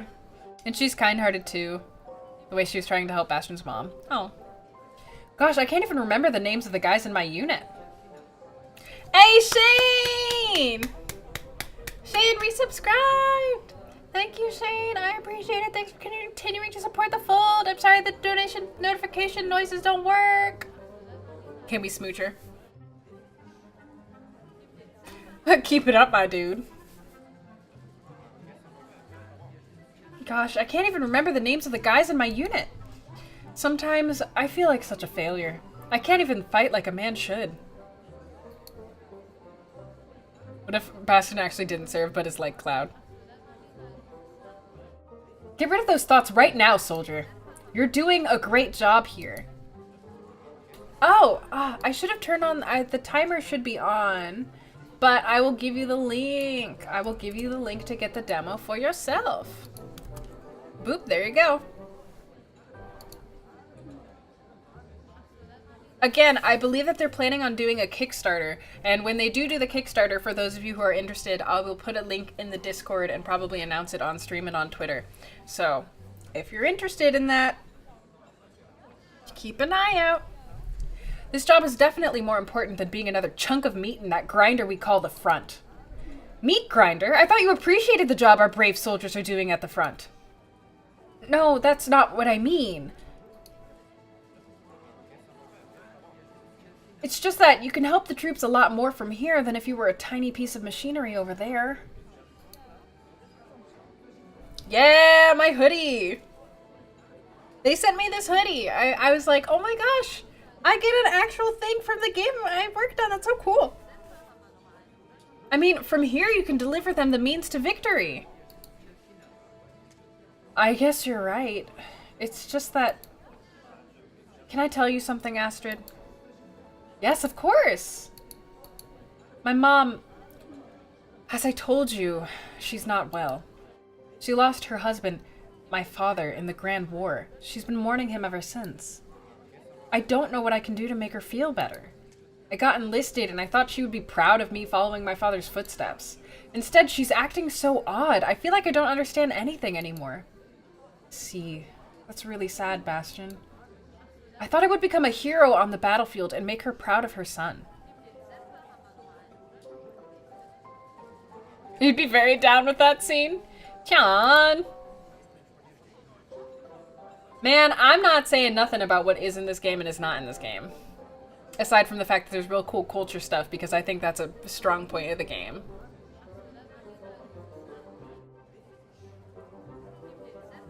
You know what? I think that's fair, Guckin. I think it's fair. I'm sorry, Bastion, but there are different kinds of heroes, don't you think? Get a move on. We've got hungry mouths to feed over here. But that dude was hot. We grab our food and head to one of the plain-worn tables. I sit across from Astrid, setting a napkin down as my tablecloth, and pick up an old metal fork. Bastion, your father... Is it okay if we talk about him? Sure. I haven't talked about it much. There's never been a time or place. And he's gone. I always felt like I should exhibit valor, being a man of the Empire and all. But Bastion, you are exhibiting valor. You went to battle, you suffered injuries, and you still decided to come back to work. If that's not valor, I don't know what is. I guess so. It's just that I feel my mom isn't happy even though I try so hard to become something. Sometimes I wonder whether she would rather join my father and brother in the afterlife rather than stay here with me. That's crazy and you know it. No matter what your mom says, I'm sure she loves you and wants the best for you. Hey, Gym Nodes! Thank you! I appreciate that. Jeez, if I lost a husband, I don't know how I could live after that. Oh man, I'm glad for you too, 64. Will Bastion daydream about that random dude naked too? Are you married? No, I was just speaking figuratively. I can't even imagine how that would feel. Listen, you have to get your mind off your mom or you'll go crazy. You should do things you find fun and interesting. That's exactly what I need, Astrid. I want to get out of the house. It feels like the atmosphere is pulling me down. I don't want to end up like my mom, dusty, immobile, stuck in the past. Ever been on a date with that person who talks about their mom way too much? That's Bastion. Good night, Zen. Thanks for coming. Still, I feel bad for her, you know? But I don't know if I can do anything about it. Don't worry. Everything will be all right. Have you ever considered being into women? Should we go swimming? Or maybe the Märchenbrunnen Park. Let's go there. It's my favorite place in the city. It's so beautiful there. A bell rings, signaling the end of lunchtime. People gather their trays and start heading out. Time to get back to work. See you in the yard when the shift ends. See you soon. After lunch, I hurry to finish cleaning the factory floor. I finish the job with a final swish of the mop. The floor is almost sparkling. I pause to admire my work just as Hans walks in. Great job! Now we're talking. Maybe we can finally do some real work. Yes, sir, I'm right on it. Not now, Bastion. You're to report to Colonel Ackerman straight away. He said it was urgent. Now get going. Okay, yes, sir. You don't have to worry about formalities all the time, Bastion. I know I got a little angry today. I think Astrid's distracting you a little too much from your work. I spoke with her supervisor, and I learned her assigned position is exactly where she said it was. I was also told she's quite an engineer. You're both better than average factory workers. Just remember, you have to keep working hard. Don't get distracted by chewing the fat. In your free time, you can do whatever you please. But during working hours, it's work that matters. Hans is jealous of Bastion's game. Do you understand? Yes, sir. I mean, Hans. That's better. Now get going. You don't want to keep the colonel waiting. I'm on my way. Leave work to be with Astrid. Frau Beller sits behind her desk as usual, typing fast enough to be an Olympian. A trickle of guilt creeps down my back. I wish I didn't have to interrupt her. Factory worker level 4, Bastion reporting. Yes, go on in, Bastion. Yes, ma'am. The girl from yesterday is speaking with Conrad. Oh, guys, she's back. She came back. Her lips are bright red, her cheeks a lively pink. She's laughing. The sound reminds me of bells. Not the big ones played by old churches, but small, delicate ones, like a cat bell. The sound is silent, reaching more towards your soul than your ears. Everything about her radiates pure beauty. Her hands are wrapped in white gloves, her soft hair falling gracefully on her shoulders. My pulse quickens. She's so beautiful. Ahem. Factory worker level 4, Bastion reporting! Oh, her collar is a little strange. Yeah, I didn't notice that. Yeah, I did not notice that. Astrid is prettier than this girl. At ease, son. How's work today? Very good, sir. I cleaned a whole assembly area. I have to say, the night shift is not particularly clean, sir. Yes, the night shift. We'll have to do something about them. You need this game? The link's up there if you want it. Man, I'm so glad that you guys are liking this. Because like I said, I really enjoyed working on it, so I'm glad you guys are also liking this. It makes me very happy. In the meantime, I wanted to introduce you to someone. Bastian, this is my daughter, Ilsa. Ilsa, this is Bastian. He was wounded at the front, so I recruited him to work in the factory. He has so far exhibited great energy and ability to learn. Ilsa walks toward me. Ilsa stretches out her gloved hand. I reach for it, but realize my hand is brown with dirt and grime. Her hand is also a choice she made? Her hair? Cool, that's awesome to hear, Pug. Again, if any of you guys have feedback for the devs, I mean, you can leave it in the chat, but you can also leave them a comment on the demo's download page. Colonel Senf. I snatch it away and instead give a deep, exaggerated bow. Colonel Mustard? Number 1 selling point, Astrid. Close number 2, interesting story and culture. You're not gonna hate on her yet. She's pretty and all, she's just not Astrid. She's named after the evil Nazi woman in Indiana Jones and the Last Crusade, so she's 100% evil. I did not know that. Oh, I'm honored to meet you, Ilsa, or factory worker level 4 at your service, miss. Which one we doing, guys?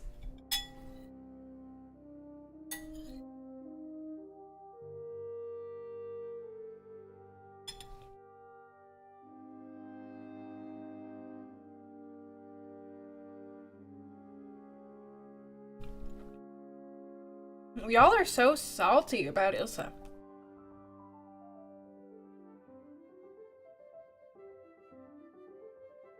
Generic blonde pretentious girl? At your service, factory worker. We don't want to tell her we like her. The first one?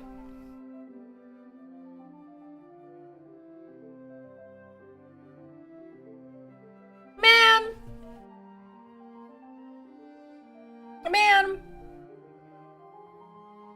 You're worried number 1 will lead y'all astray?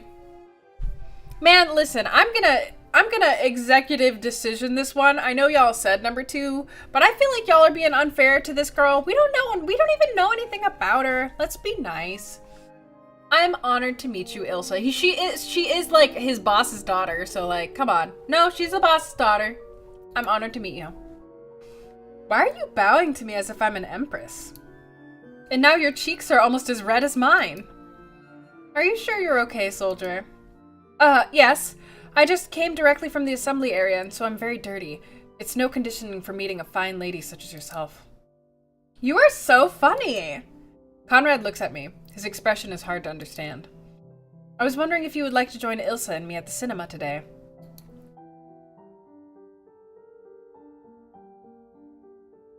The frown is there. Her dad's like, There's a new film called The Great Love. Yes, sir. I would love to come, sir. Great. We'll meet at 7 in front of the Zoo Cinema Palace. Dismissed. Yes, sir. As I leave Conrad's office, I glance at Ilsa. She smiles at me. Her glance makes me swell with pride. The sun hangs low and my work shift is over. Thick smoke from the factory chimneys pours tirelessly into the sky as I head out to meet Astrid. I distinctly remember fixing this typo. She's waiting for me at the bike stand, eating rye bread wrapped in paper. Okay, let's go! Off to Marschenbrunn. Wait. There's been a change of plans. Is he hooking them up? Colonel Ackerman invited me to watch a film today at the Zoo Palace. I really couldn't refuse. Conrad has feelings for Bastian. Look at this angel of wonder, grace, and strength. Oh my god, y'all are so into Astrid. Astrid's face falls. I shift my gaze to my feet. Well, that's great. You're really getting friendly with the boss, aren't you? You ever met that dad that arranges dates for their daughter? I certainly haven't. I guess so. I mean, guys, I don't know how long the demo lasts, so I don't know if how far into Astrid we'll be able to go. It feels kind of weird, but I'm happy I've been able to prove myself as a factory worker after failing as a soldier. Bastion, how many times do we have to go through this? You haven't failed, you just got unlucky. Anything can happen in battle. Besides, I don't think it was unlucky after all. You're a great factory worker, and I'm happy I met you. I'm happy I met you too, Astrid. I have to get going, though. I should freshen up before the movie. You should. Don't let the good colonel down by showing up all greasy to the cinema. I'll see you tomorrow, then. Yeah, tomorrow. I get on my bike and sail down the boulevard, the calm of the scenery not fitting my uneasy mood. Oh my god, you guys. So supportive, so strong, so beautiful, so caring, so perfect. We don't deserve her. After a few seconds, something twirls to the front of my mind. Was Astrid worried about something? I come home. Mom is in front of the kitchen table, rubbing something in her hand. She sees me and springs to her feet. Bastion, you're back! I haven't seen Mom so energetic in ages. A huge grin plasters my face. Hi, Mom! Nice to see you up on your feet. How has your day been? I feel great, dear. Anubis spoke to me again. He told me Bruno and your father have arrived in the afterlife. Their ibs were of the lightest kind, and they're both doing well now. Bruno is working as a gardener. He stopped all that flying folly he was so keen about. Why don't you think about gardening too, Bastion? My smile falls. She spent the whole day thinking of the dead. Not this again, Mom. You have to stop talking about the dead. Please, it's making me crazy. Bruno was such a handsome boy, and your father. Her grip tightens on whatever it is she's holding. It annoys me. He was a great man, a real hero, someone who deserves to be remembered. Well, guess what? Your son, who's still alive, is going to the cinema with Colonel Ackerman today. He personally invited me to go with him and his daughter. That is great. Really great. I clench my fist so tight my arm shakes. Why is she so crazy? Why can't she be happy for me? I'm alive and I'm doing important things for the Empire. I'll be a hero of the Empire myself. My breath quickens. If I try to say another word, I'll start shouting. I need to get out of here. Like he's gonna hit on his mom. He's hit on two girls. I go to my room to change clothes, intent on leaving immediately. But as I pass through the kitchen on my way out, I can't help but glance at her. She's opened the palm of her hand just enough for me to catch a glimpse of some sort of medallion. I snort. I don't know what she's up to, and I don't care. What should I wear? Oh, yo, guys, we making wardrobe decisions. Yeah. Yeah, man.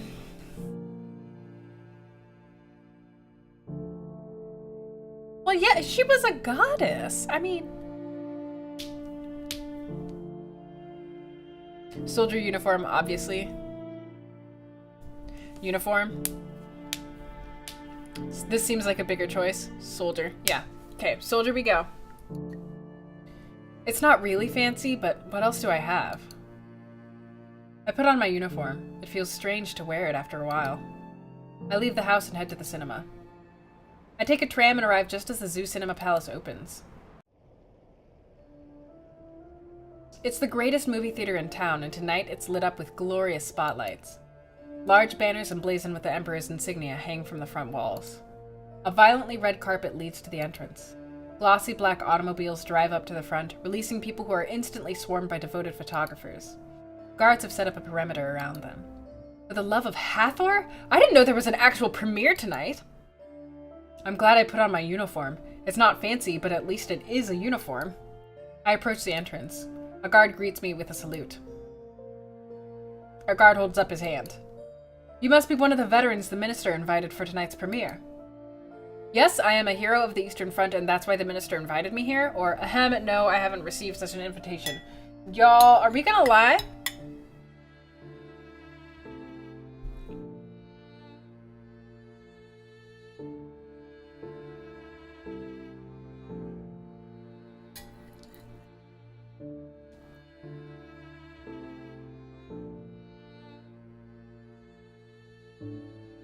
No lying?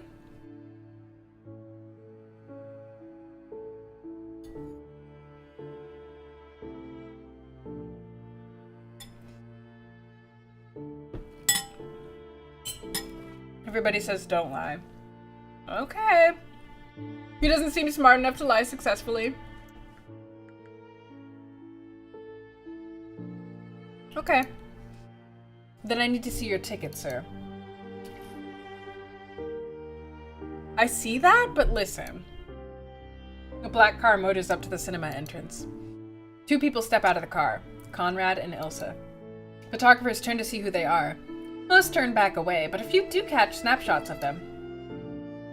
Colonel Ackerman! I'm here! Conrad doesn't hear me, instead climbing the steps and shaking people's hands. Ilsa unleashes a warm smile and hugs the other young, beautiful women. She's steering towards my side where I'm still stuck behind the guard. Ilsa! Ilsa! I'm here! Ilsa hears my voice and turns toward me. Oh, dude, she looks snazzy! Dude literally couldn't figure out maybe don't run over a hill you think enemy soldiers are on the other side of. She's all dolled up, as if a movie starlet herself. She beams at me. Bastion, what are you doing back there? Come here.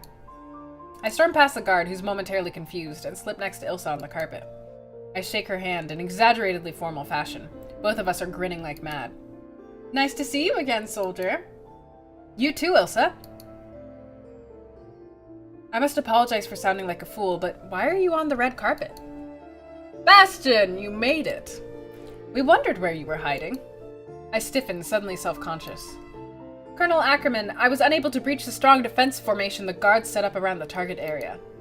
After heavy casualties, I finally made a breakthrough with the help of Sergeant Ilsa.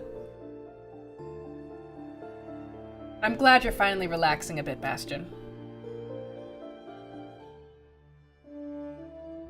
On the left side, you mean this?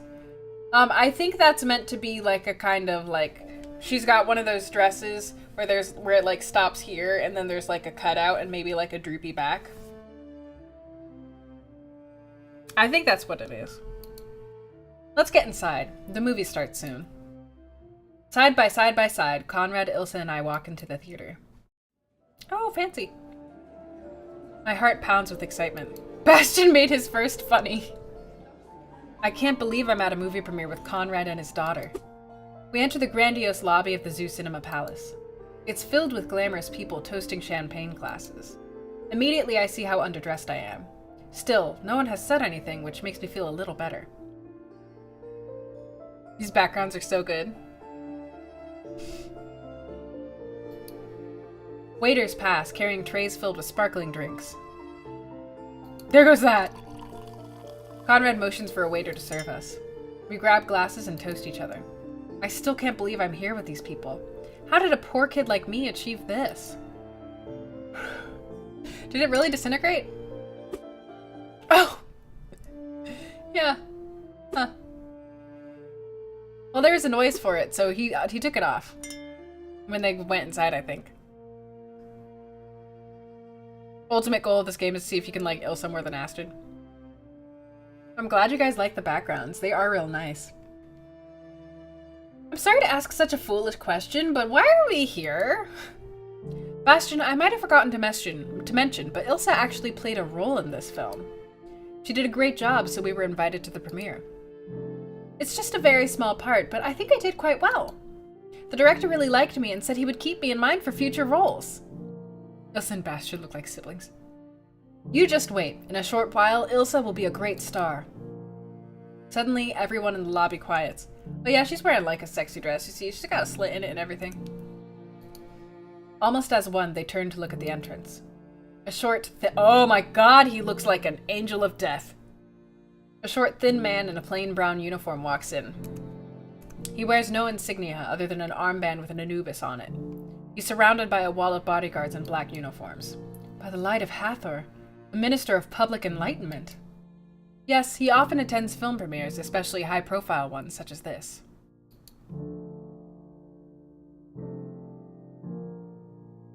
You weren't 100% sold on the art style, but you really like it now? See, I agree. I felt the same way, but seeing it all packaged together, I think it looks pretty... I think it, like, suits the game. Although I think Ilsa's sprite could be tweaked a little bit. They're saying this will be the biggest blockbuster hit in the history of the Empire's movie industry. The minister walks past us, accompanied by his guards. As he passes me, we happen to make eye contact. The look in his eyes is penetrating, merciless. It feels like he can see right through me. The minister is a very powerful man. I've heard stories about how he can talk people into anything. After seeing his eyes, I believe those stories are true. A shiver shoots through my body. The minister walks into the theater, and after a moment, people follow him, always keeping a respectful distance. Conrad leads us upstairs, where we're guided to our balcony seats. Die große Liebe, the great love. They gave us a great view of the overwhelming size of the theater. There must be some 2,000 seats here. Before sitting down, I take a quick glance around the audience. There are officers, distinguished business owners, beautiful women, and quite a few soldiers. The theater is packed. I was lucky to get in. As we sit, the lights dim and a spotlight appears just in front of the silver screen. Yeah, Ilsa hasn't gotten much time to, like, actually speak to us without, you know, Conrad there. The minister walks to the podium and an eerie silence fills the theater. Dear comrades, I apologize for such a breach of conduct, but I am going to call you friends tonight. This is a very special night deserving of such unconventional phrasing. Dear friends, as you probably have noticed, I am terribly fond of movies, and this is a particularly dear piece to me. This film does something that no film before, as it encapsulates authentic life in wartime. Dear friends, it is not any kind of secret that times are not the easiest. The will of our people is being tested, but let me assure you, we will triumph. That is the natural course of history. Conrad nods. I glance across the theater. Everyone looks focused, determined. They seem to be in silent agreement. Thanks, John. During war, dear friends, we have to remember how important love is.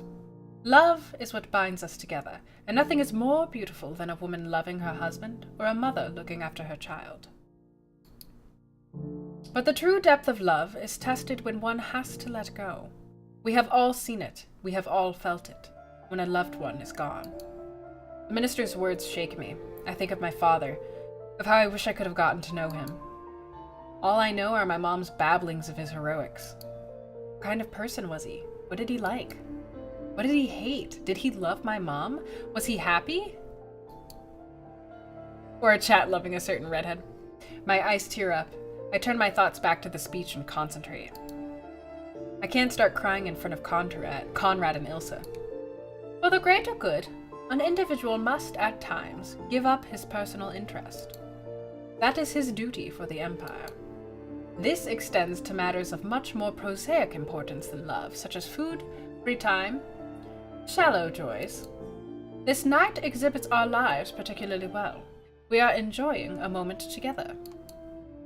We are gathered in this limited space to celebrate brotherhood and pay our respects to our comrades at the front. Tomorrow, dear friends, we shall go back to work. Piece by piece, we shall build an empire fit for the final victory. Long live the Empire! Long live the Emperor! Now, people, rise up and let the storm break loose. I spring to my feet and violently applaud. A joyful cheer fills the space as all get up and join me. Many are crying. Triumphant music pours through the speakers. The minister at the podium waves to the crowd. He does not smile, but looks determined and content. He walks off the podium and the lights dim out. Now the silver screen lights up. A news... Oh, fancy! Whoa, look at this! This is crazy! Oh my god, look at this! It's so fancy! A newsreel rolls. Tanks, soldiers, and other machinery roll down the muddy roads of Kolodnov. The commentator explains that the victorious troops of the Empire have taken another city from the enemy. Hey, Zach.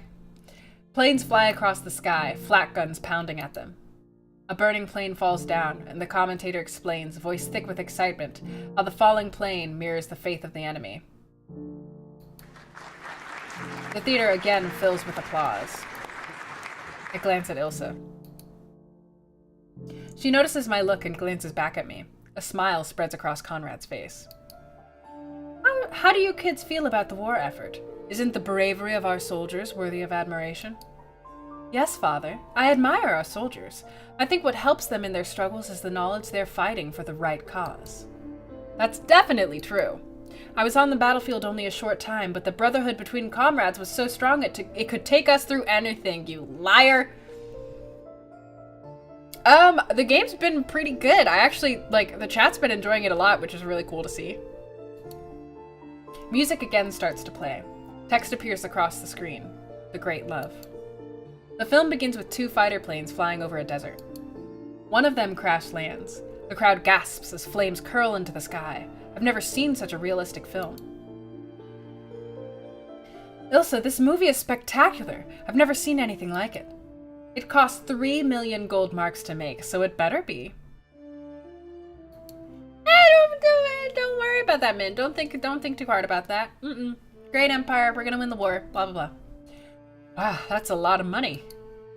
I wouldn't act in a second-rate film. I believe that. Wow, that was fast, Zek. So judgy.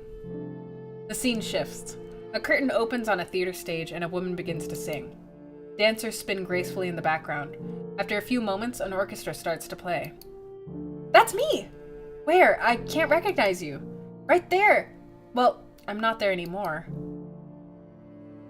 I didn't see you, or don't worry, I think I saw you. Are we gonna lie or tell the truth?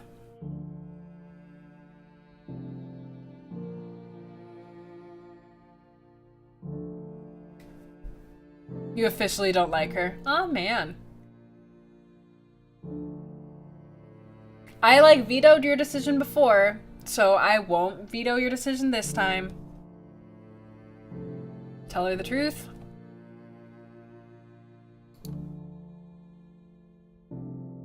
I am in love with Astrid. Is that the truth? The truth is I'm in love with someone else. I didn't see you. I'm sorry. That's a shame. That was the only time I show in the film. You missed your chance. Shh! Focus on the movie. We can discuss your performance afterwards. The singing woman finishes her performance. 2 men in military uniforms applaud in the audience. After the film, people pour into the lobby. More champagne is served and people jump from group to group, light smiles on their faces. Wasn't the last scene great? The one where she watches as our planes fly towards victory? It's so beautiful. She was able to let him go, just as the minister said.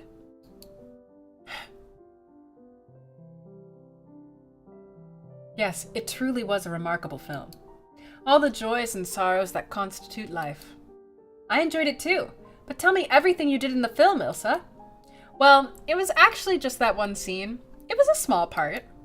More importantly, I got to know the director and other people working in the business. Yes, it's all about the people you know. Ha ha ha ha, we're so rich.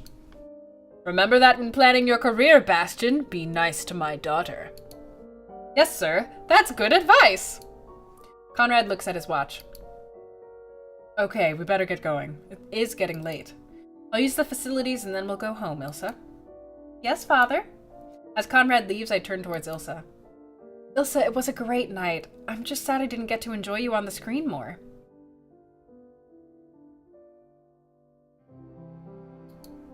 It was, and don't worry about that. I'll get bigger roles in the future. I hope so. It'd be quite amazing if you became a movie star. Just watch me. Ilsa does a quick spin on the floor. The hem of her skirt lifts up a little, but she keeps her eyes fixed on me. Oh, scandalous. I don't think anything's gonna stop you. I don't think so either. She makes another spin, this time with her arm lifted into the air. I grab her hand and she spins around me. She spins around me. We start to laugh. Nice move, kids.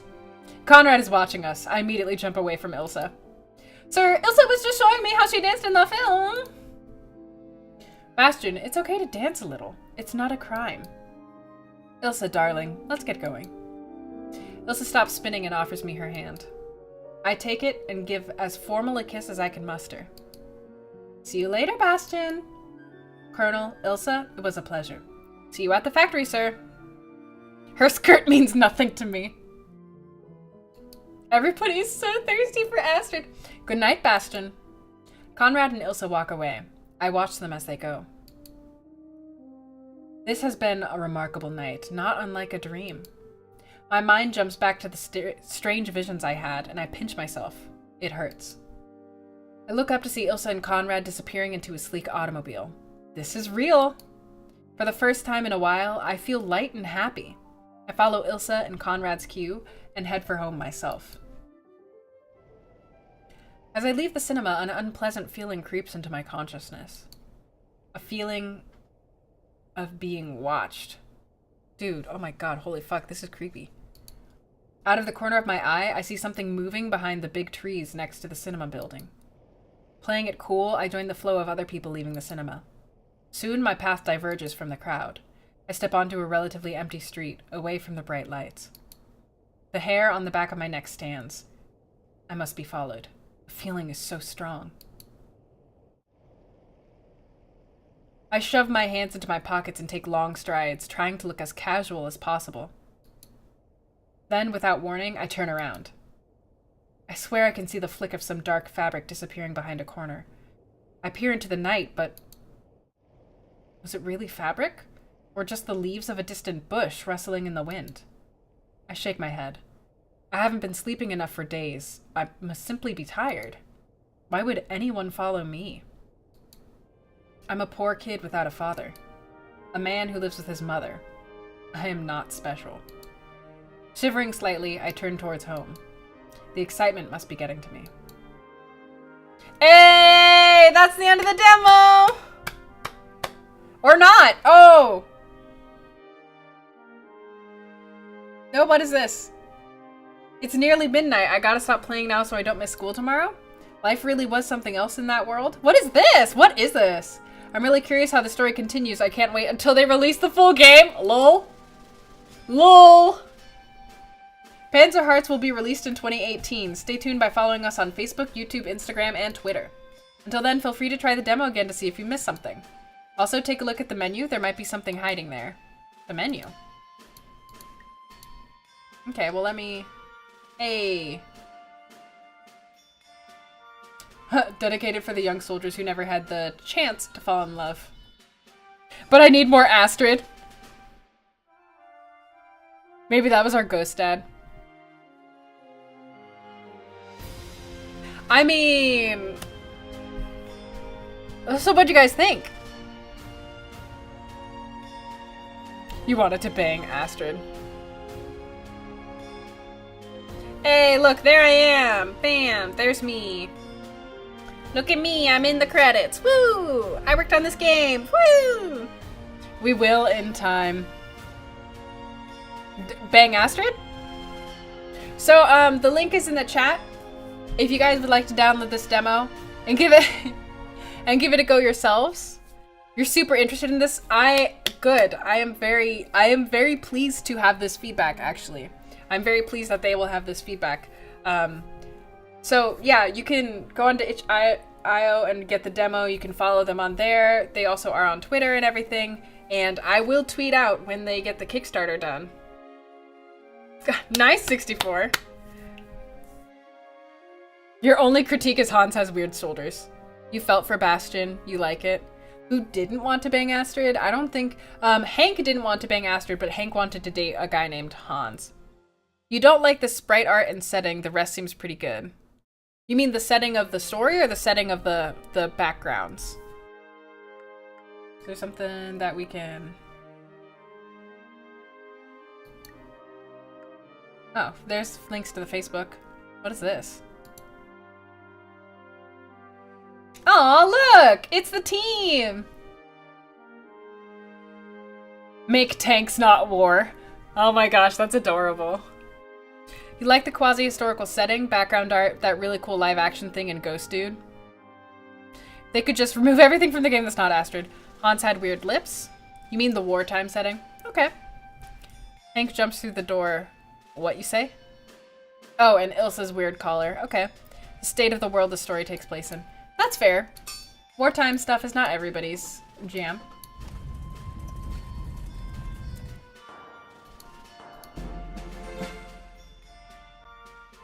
Lol. That's adorable.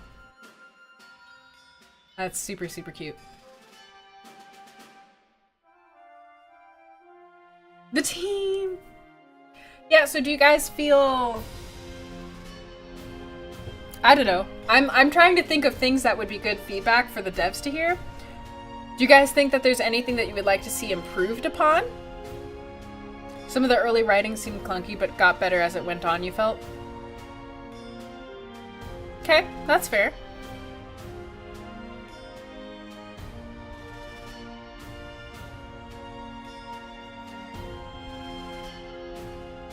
I need to check something really quick.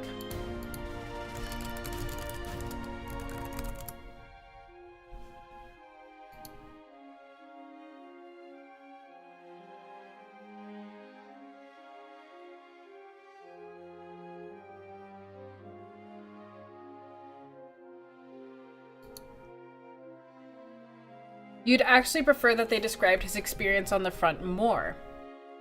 Ilsa needs to have more of a personality. What's with the teddy bear?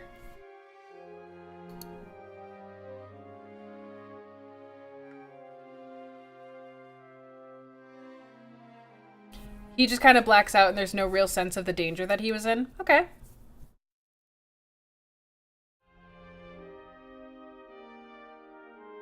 We want to bang Astrid is what I should tell the devs. Oh, teddy bear.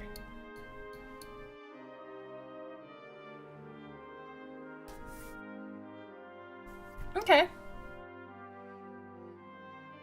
Give Ilsa a defined personality. She was really shallow in terms of writing.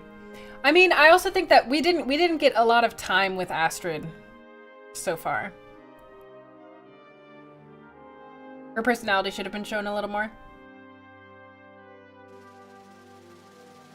It seems like you guys were pretty on Astrid's camp by the time Ilsa showed up.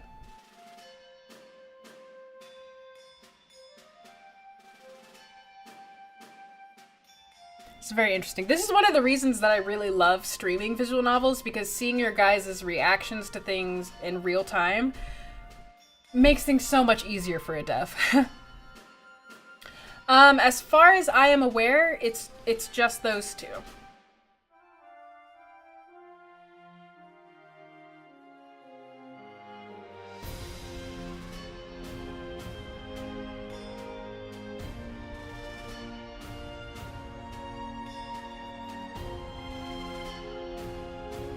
We need to get to know Ilsa better before completely writing her off. We're gonna give Ilsa a fair chance, but she just didn't have a personality at all until the very end.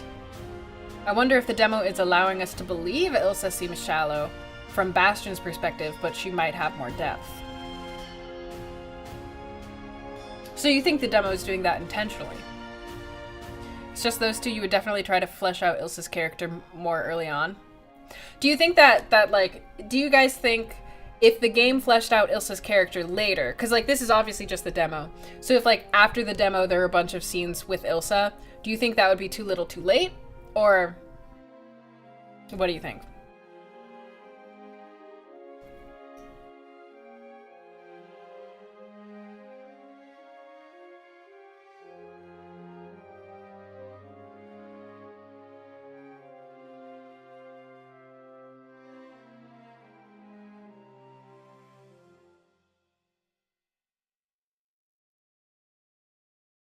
Pacific.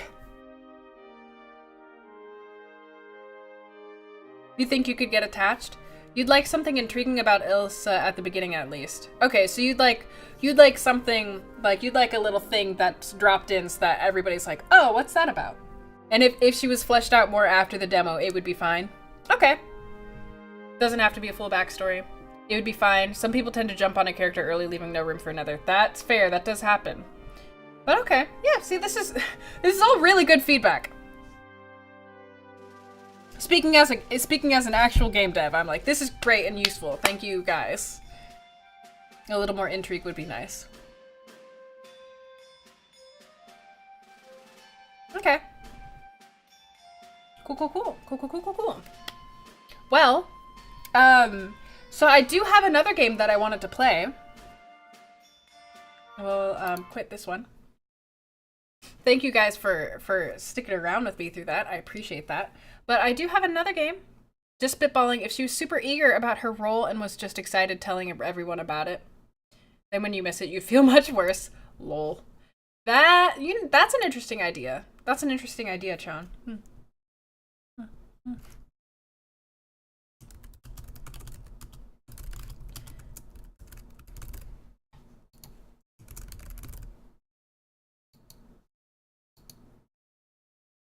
She was just shown as a goddess-like character until that second meeting. Yeah, we did not get a lot of time with her. But anyways, so I have another game that we can play.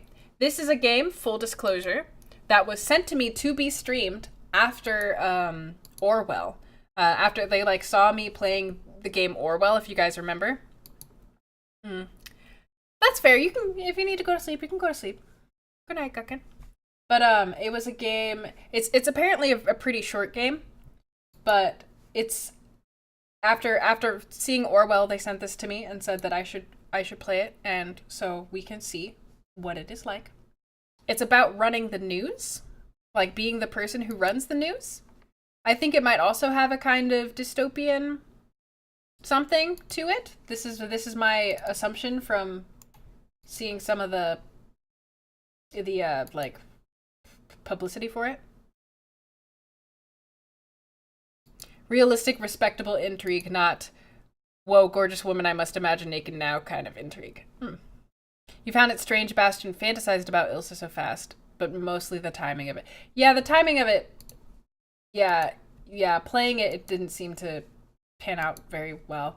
I think what would help is having firmer transitions between the scenes, like if it faded to black in between the scenes so you know that time has passed. I think that would help a bit.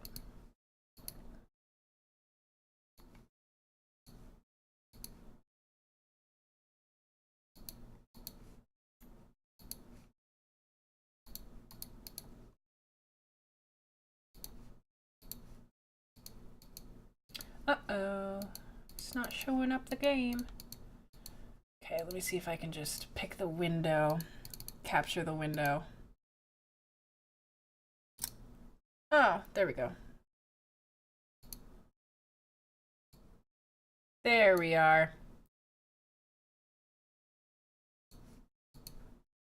All right. A lot of those scenes felt a little abrupt.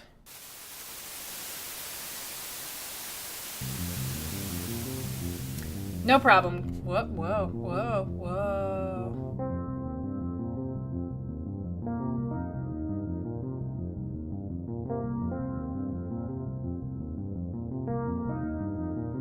City turned to chaos. Refugees were despised. We afford our daughter's college. Wife was happy. I controlled all news.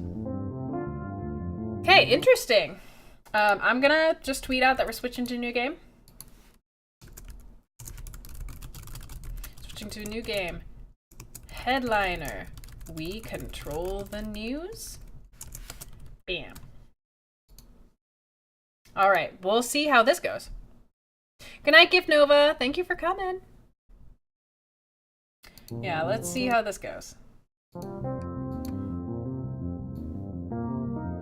Saves automatically at the start of each day. Okay.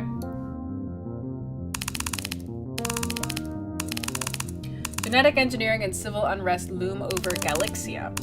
You are the chief curator of local news channel of a local news channel. You are the headliner. Public opinion rests in your hands. Our name is Diane. Sex and spouse's sex.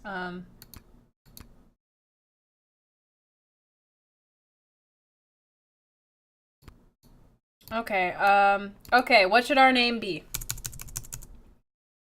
Slime. Do we want our spouse to be a girl or a dude? I bet Slime would date a girl. Okay, what should our wives be?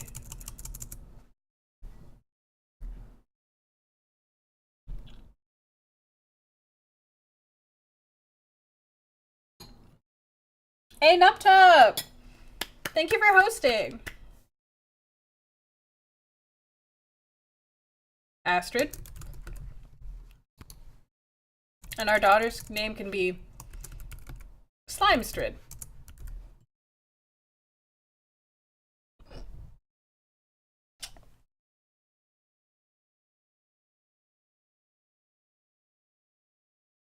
No choice for your child. Is it a daughter each time? Yeah. Do not fill.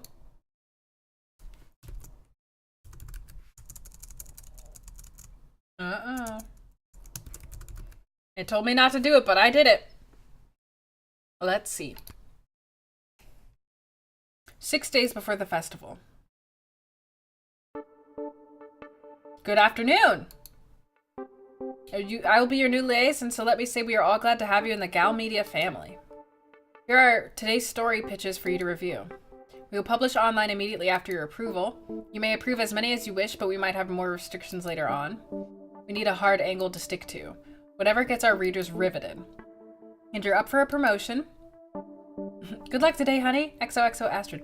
If you can get our ratings up, so make it juicy. Okay. Oh, so drag the papers around. The festival is coming. Are you ready to celebrate our biggest annual celebration 6 days away? Here's a recap. How we became the first nation with a majority genetically modified population. Okay.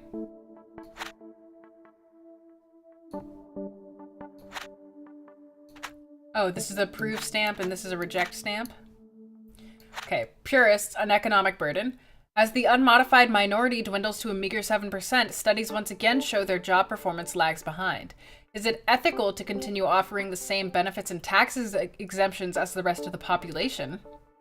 Are regular citizens burdening an unfair cost? Hey, Negapole!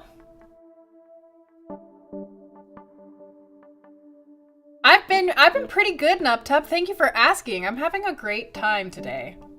Yeah, today's been a great day. I started participating in NaNoWriMo, and I wrote 4,000 words. I'm very proud of myself.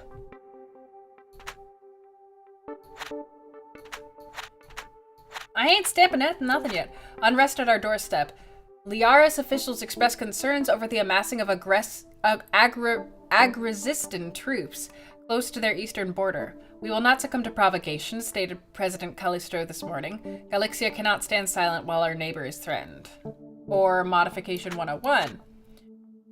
From preventing genetic disease to increasing learning aptitude and altering physical traits like eye color, here's a primer on how embryo modification can affect your children. And this one, purist marriage discrimination. All Gary Golden wanted was to wed his sweetheart Jeanette Voerman, but a local minister refused to perform the ceremony on the basis of Gary's unmodified status. How can the modified majority deny basic human rights to already marginalized purists? Okay. Yeah, this game seems a little bit more cynical. I'm gonna approve the marriage discrimination one. Let's help people be... Okay. I believe in not discriminating people. Let's teach people also about modification. That seems good. Also, yeah, let's tell people the festival is coming. That seems like a good deal.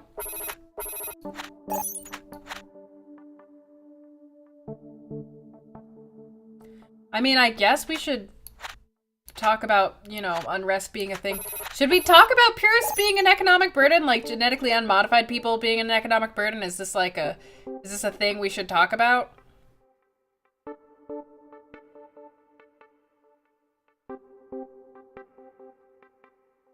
I don't know. Like, this is technically just an opinion piece? No, it's not. It's discriminatory. I was like trying to be nice and then I'm like, nah.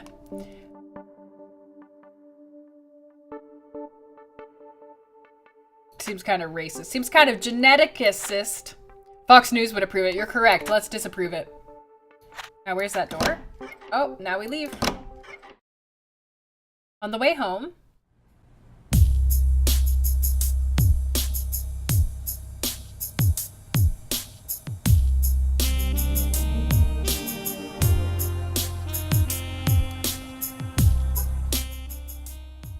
Just turning it down. Hope that's not too loud.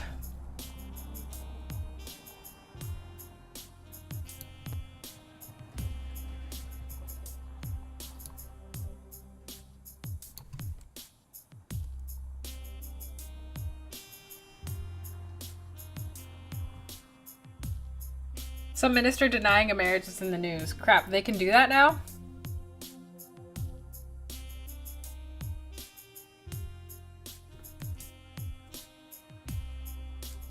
I'm so excited for the festival. Oh look, our news is making things happen. Don't you follow the news, you illiterate? Yeah, read my newspaper. Pay me money.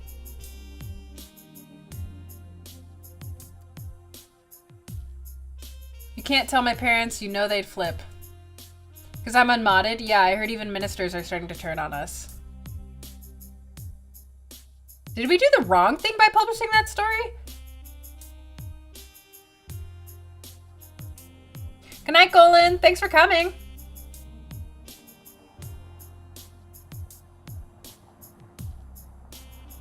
The owner is unmodified.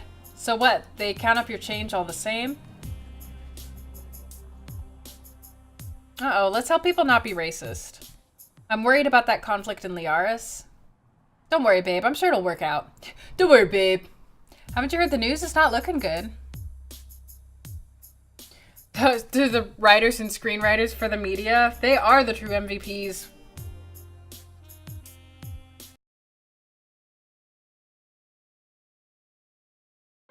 Lol, look at our beautiful wife and our daughter. Hey, honey. Hi, Mom. Dinner's almost ready. How was your day? Great, sure. Great, glad to hear. Mine was a mixed bag. I had this cranky woman today kept saying I gave her the wrong pills. I pointed at her prescription, but she kept saying that's not what I got last time. Ugh, people. Obviously, I'm siding with my wife over a strange woman. I know, right? I've been working at that pharmacy for half a decade. I know it inside out. Finally had to call the manager, who pretty much said the same thing. She stormed out in a huff.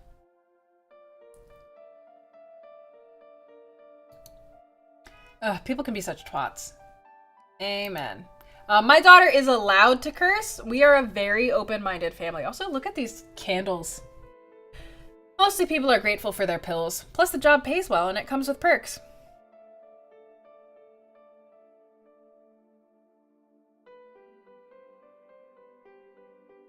Daughter looks so excited. Slimesterd has that rebel air about her. Must be the nose ring. My boss is really laid back too. Been letting me take more breaks. Having a hard time getting through the day. Same stuff as the past few months. Few hours in and my energy crashes. Sometimes there's headaches and nausea. Aren't the painkillers helping? Is our wife sick? Yeah, a bit, thank God for employee discounts, but I feel like it's been getting worse. Take it easy, honey. Thanks, Slime. Anyway, I was skimming your latest news article on my break. Caught the piece about marriage discrimination. Can't believe your tabloid is supporting people staying unmodified? Excuse me, bitch. What are you talking about? I thought you were my wife. I thought we were on the same page.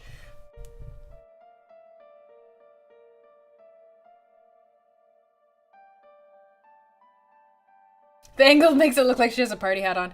Yeah, that's fair. Divorce. Divorce.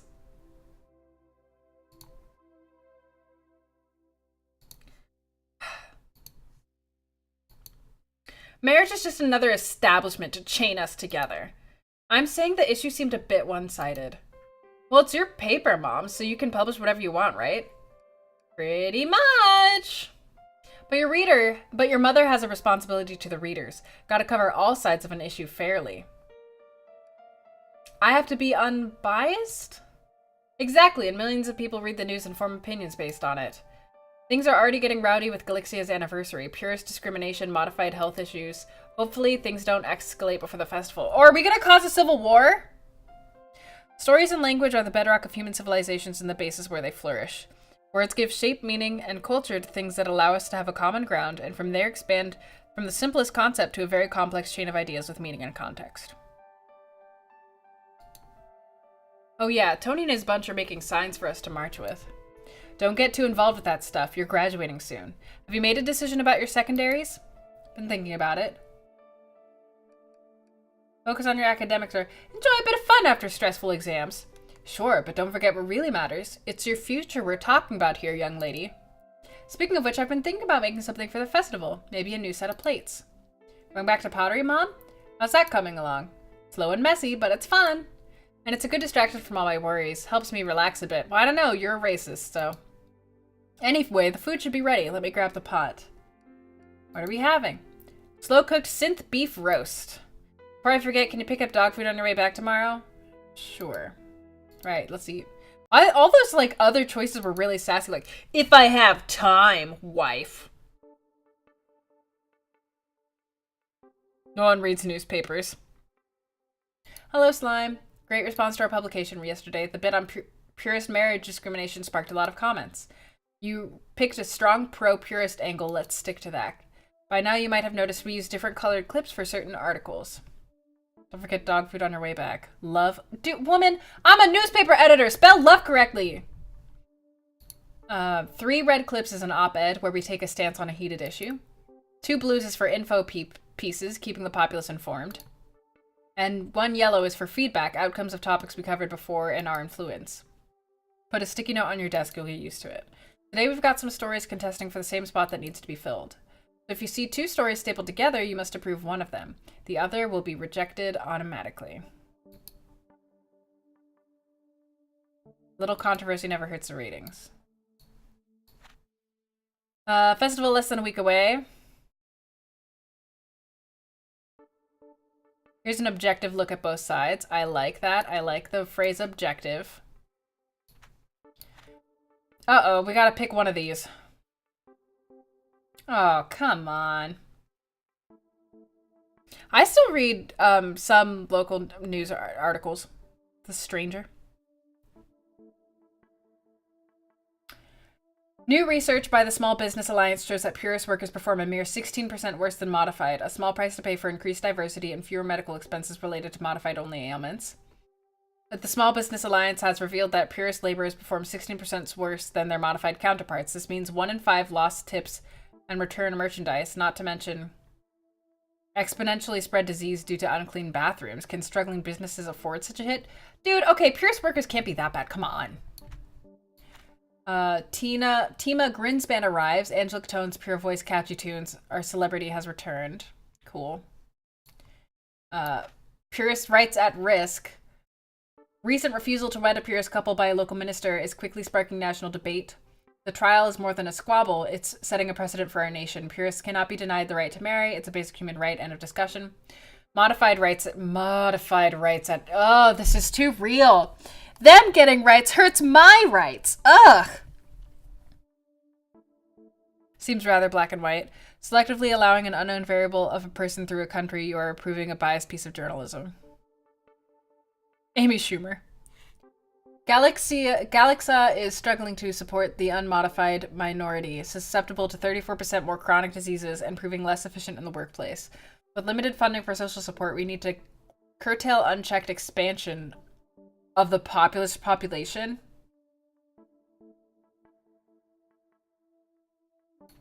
Okay, we're gonna go purist rights. Screw you. Screw you. I don't want that. Screw you. Also, let's educate some people. That seems good. Let's also... Sure, this is fine. What is this? Is your grocer a filthy unmodified? Boycott shoddy workmanship and those who do not support our societal values. Here's a list of local grocers refusing to modify their children, denying them a healthy and productive future. Let your children modify themselves! I am mad at this. Yeah, I know. The seemingly female author names are supporting diversity, while the male names are writing in support of not diversity. Is that a thing? Nines Rodriguez, Max Strauss. Eric. It's Timothy. Amy Schuler. Eric. Man, Eric writes a lot. He should stop writing, I think. Let's say they benefit businesses. Bye. Warren Liaris. LOL! There won't be a war. Uh-oh, the war's happening. So we could basically, if we wanted to, we could just deny all the articles about the war and nobody would know that it's happening. Mortar explosion soon followed in the border villages as thousands fled their homes in panic. How should Galaxia respond? Shoot us a message with your thoughts. We're good. Calm down, Eric. If you go pro-purist, does it boost purist hiring and then lead to a disease outbreak? You can see this being one of those games where every ending is a bad ending. That's fair.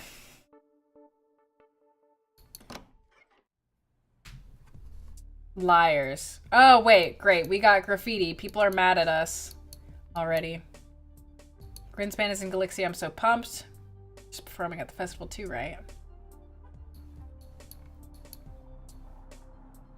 Modded assholes. Oh, great. No. No! Unmodded people! You're not supposed to be racist towards Nah, come on now. Whoops. Alright. Can't believe they might take away our right to marry. People will take to the streets if that happens. Glad the media is supporting our views at least. What does this say?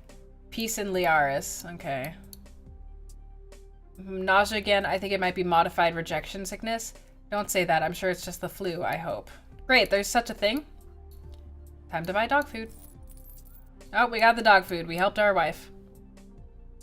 Yeah, I think it's like human modification is a thing. War's breaking out. People are dying. Tweet us your thoughts. I just got the job. Congrats. It's so hard being unmodded these days. Yeah, I pulled some new studies published today that eased the interview. We helped.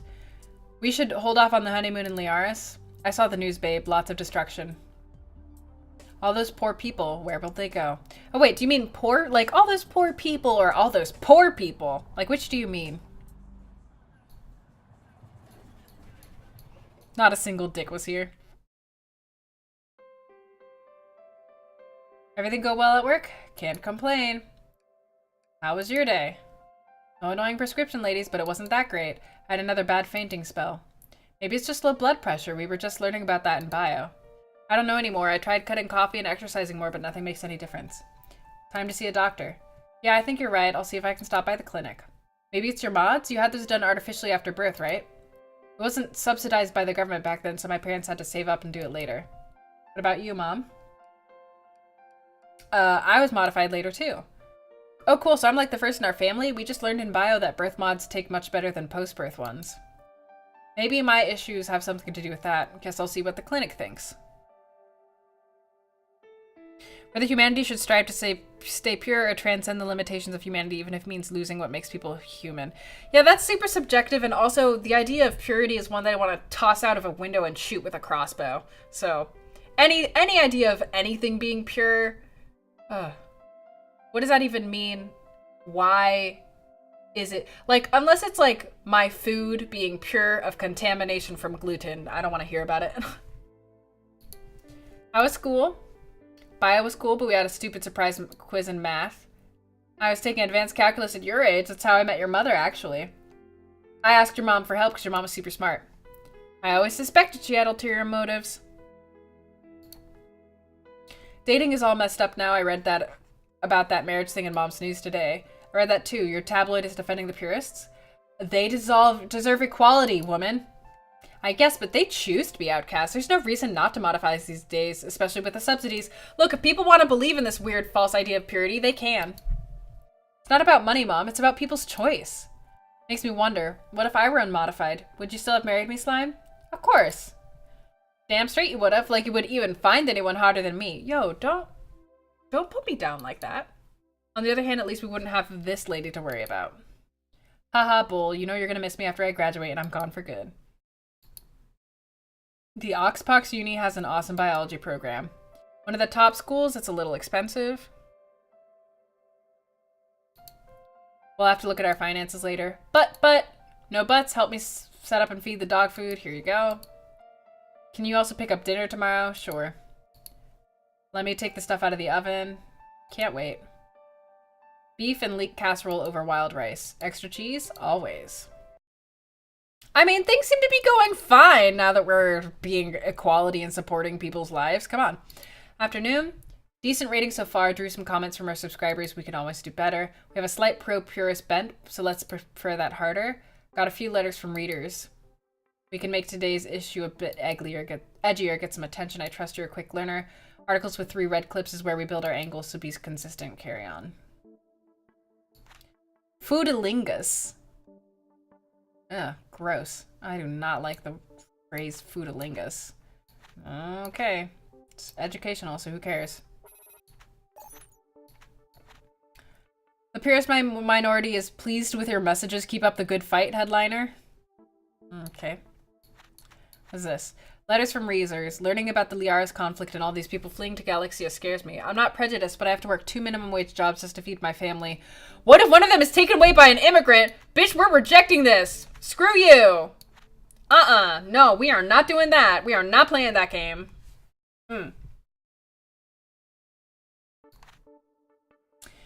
Liara's refugees need an asylum. Cannot stand ignorant to the cries of our neighbors. It's time to open our borders and let them find a new home with us.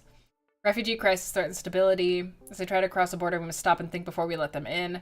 We already struggle with unemployment, and our hospitals are not equipped to treat so many unmodified. We cannot help others at the cost of our own denizens.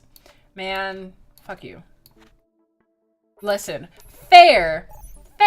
We do need to find a way to help them without hurting us. But that doesn't mean that we can't let them in and then figure it out. Shut up, I don't care. Not who you think. Guess what your inquisitive Eric learned today? Our beloved celebrity might just be a purist. Tima, if those mods are real, show us your modding certificate. Man, fuck you, Eric. Boycott modified sandwiches. Joe Slaphouse has introduced the Modawitch, available only to modified consumers. Diligently crafted, designed to be easily digested by modified gut flora. Dietary concern? Sounds more like an excuse for purist discrimination. I mean, I don't actually know whether modified people have different stomachs. But, sure. Good job, Amy. Doing good, honey. Eric's like a dick. No need for alarm. The Galixian Freedom Alliance dismissed the need for a stronger curfew. Times may be tough, but we shouldn't disturb our citizens with additional patrols on the streets. Or, Denizen Watchdog Group Safe City, Safe Home urges Galixian government to increase city security. With growing unrest over the upcoming festival, we must keep our streets safe at night. We need more policing. I mean, maybe we need more policing to, like, help both the discriminated and, like the people who are doing the discriminating and the people being discriminated against, considering the graffiti. What do you guys think? Hey, Prim! What do you guys think? Pro-curfew or anti-curfew?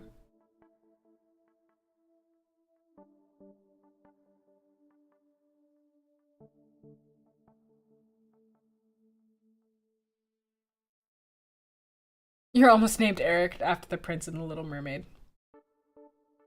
Anti-curfew?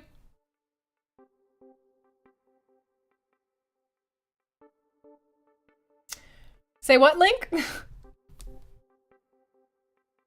Went to grab a drink. What did you miss? What you missed was... we're fighting for people's rights.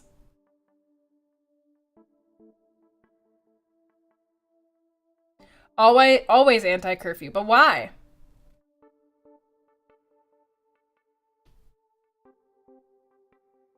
Curfews are harsh. Okay. Well, I guess we will not. Hey! Hey, it's a Jared raid! Hello, everybody!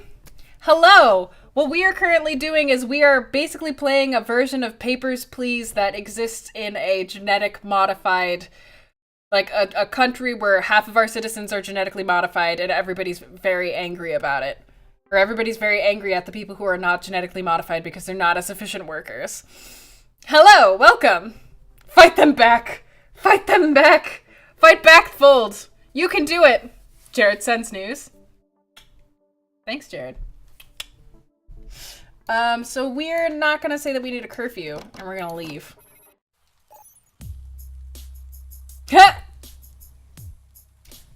People are still mad at us. That's fine. What's the show about? Open mic about some discriminating sandwiches. Okay. Modded assholes. Sends leg pics? Leg pics? Leg pics of his shaved legs? I want to see them. Where's the actual photos? Where are they? Hey, Dino Monster! I'm sorry, my notifications are not working. I don't know why, but they're not working. But thank you for resubscribing, Dino Monster. I appreciate it. Thanks for continuing to support the Fold. This game is actually turning out. No business for purist haters. Serve us all equally. Okay. Oh, we can't go in there and buy dinner. So our wife's gonna be all mad at us because our news article made it so that we can't go in there and buy dinner. What BS? Where will I get my lunch? You know, maybe we should have instated that curfew. I kind of feel like the curfew would have been a good idea. Lots of people are yelling. Oh god, this is too real. This is too real. If we want his sailor nudes, we have to follow him on Snapchat. Man. I'm not gonna follow him on Snapchat. I'm just gonna go to his house. Hey, also, Tirast, Hero4, and Hassman, thank you for following. Enjoy your apprenticeship here at the Fold. And Fancy Prance. That's amazing. That's amazing. Good job. I appreciate that. First time chatting worked here? Oh. Well, I'm glad that I can hear you now. My son goes out way too much. Maybe you should parent your kid better. I work 2 jobs and a night shift. Think I got time. Shots fired. No more modded people. Jesse, I feel good about our marriage rights. Me too, baby. Hopefully we get to keep them.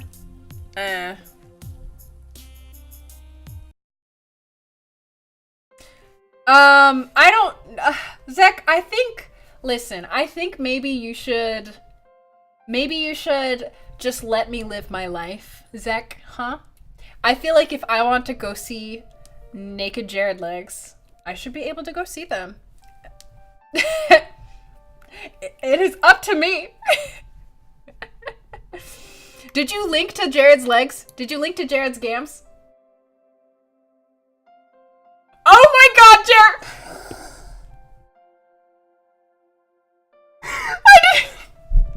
I did not see...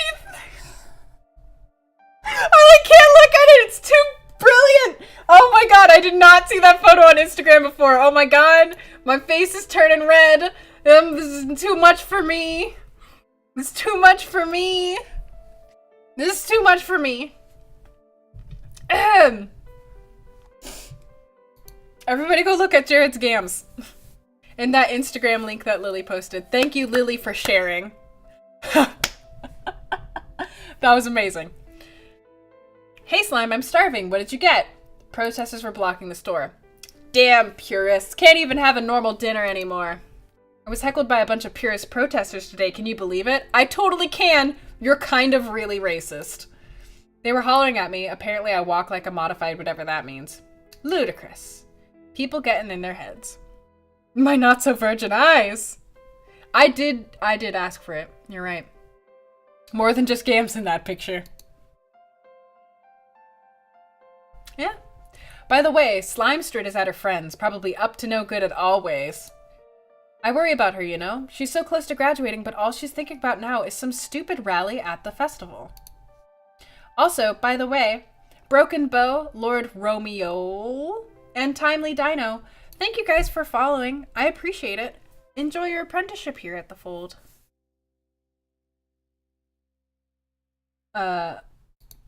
We need to guide her. We need to let her express herself. Let our child be free. Maybe you're right. I'm just afraid she might get herself into trouble. I read about the whole anti-purist sandwich scandal. Everyone seems really riled up this year. Can't believe you called to open borders. We need to help. God, why is our wife so conservative? Sure, but inviting them in isn't the way. We've already got enough problems of our own. Hey, thanks, Zek. Anyway, my point is, things are so weird right now. I don't think Slimestrid should go to the festival. It might not be safe. You worry too much. She should have fun. She's totally not gonna die at that festival. It won't happen, believe me. I wish you'd back me up more. I know I'm being a bit paranoid, but I want her to be okay. Listen, I'm here. I'm here to back you up. I'm not here to let you be irrational and controlling towards our daughter. They're different, honey. I support you endlessly. But I also support our daughter more because she isn't racist. It's like a little, you know, just saying. Good night, Minjanoogles. Good night. Sleep well. Did Bambi seed the lewd? Bambi's been here the whole time. As you can see, the lewd only made her, like, more happy. She's only become more aggressively over time. Pro Cow Gaming and King Jorgs, thank you guys for following. Enjoy your apprenticeship here at the Fold. She needs to focus on graduating. She has her mind set on Oxpox, but we both know we can't afford it. I might get a promotion. Really? That might help. Best of luck, hon. I need something to take my mind off things. Might do some pottery. I'm excited to eat off them. Thanks, it's nice working on something creative with my hands. Let's eat first. I'm still feeling sick. Gotta stuff something in my maw before I pass out. You do have the cutest maw. Hee hee. Oh, you racist. So cute. This game is genius, by the way. Yeah, Nuptep? Harold? I know, I like the bamboo. Arc Marin, thank you for following. Enjoy your apprenticeship. We're not so hot right now. Lots of room for improvement. We need a harder angle on the purist and modified debate. Our current stance on the WWII-esque issue isn't getting us. What do you mean equality doesn't get views? Do you hear this woman? She thinks that the majority of the population wants their views to be confirmed. What? No. Everybody wants to read about equality, right? Her name is Bambi. Shh, don't be mean to Bambi. Oh my god, she's listening. She's right here. That's really rude. Oh my god. Yeah, Nuptap? I'm glad you like it. Yeah. Also, full disclosure for people who are just joining. This game was sent to me. Good night, Maddie. Thanks for coming. This game was sent to me after I played a different game called Orwell, which was really cool. If you guys are interested, it's based off of 1984, and it's like using a security system where you can basically just hack into everything about your citizens and know everything about them, and you can send them to jail for crimes before they commit them. And it's a game about that, and it's really cool. So if you're interested in seeing that, it's over on the Archives of the Fold channel. But they sent me this game to play based off of that, and I can totally see why now. If you don't forget about the promotion if you can turn us around. We have a bit of an empty issue, extra space to fill. You must approve at least 3 pieces. Here's a little counter to keep you on track. I trust you'll make interesting choices. Festival is coming too. A bit of sensationalism never hurts. They're just mad that I didn't tell everybody that that one singer wasn't genetically modified. Like, I'm sorry that I'm a decent human. Orwell, yeah. That'll get some celebrity nudes about Jared. Yeah, that will. Everybody will read the newspaper at that point. Oh my god. We only have 4. Oh, great. They're gonna make me do a bad thing, aren't they? Edfu69, thank you for following. Enjoy your apprenticeship here. Have fun. He's the bamboo lord of the house. You're right, Min. I'm sorry. I shouldn't lump racist wife in. That's very fair. I shouldn't do that. Tima is a purist, so what? Rumors abound questioning Tima's modification status, but the real question is, who cares? Let the girl's beautiful voice, let her sing. Good job, Amy! You're the best one. You're the best staff writer. We should fire Eric. Public spoke out and the government listened. Our borders will be opened, allowing up to 10,000 of WWII-esque immigrants. Ooh, we can publish that, but that is definitely gonna lead to riots in the street. The games that I've played today, Orwell and this game, are both on Steam. I think this game's only $3 if you're interested in it. I'm pretty sure it has a bunch of different endings. The game that I was playing earlier tonight, which is a game that I worked on, is only a demo so far, and it's available on itch.io. Panzer Hearts. Be good, moo-moos. Vandalism shows need for more security. Purist vermin get out. End modded tyranny. Graffiti now desecrates numerous Galixian cities. City officials need to police our streets better and keep this filth from ruining our city's charm just days before the festival. Yeah, okay, that seems like fair. It wasn't written by anybody, which is interesting. Say yes to subsidized modification. Imagine a world without measles, a world where even the poor can afford to modify. Vote yes on Prop C22 to support subsidized modification for all. So literally all of these seem fine. I see no reason why I couldn't publish all of them. Like, I'm just gonna publish them all.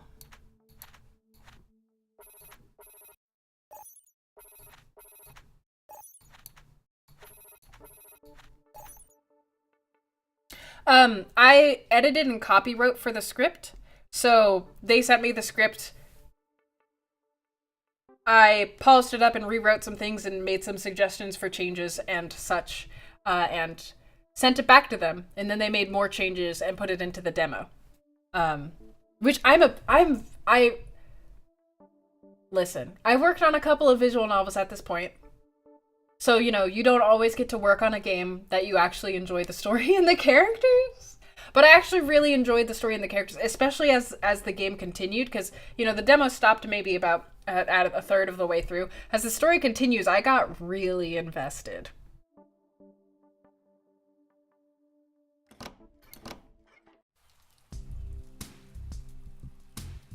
Subsidized modifications have a slippery slope. Yeah, but everybody should have the option. How is it back home? What's the show about? Some bullshit about the borders and immigrants. Scanning?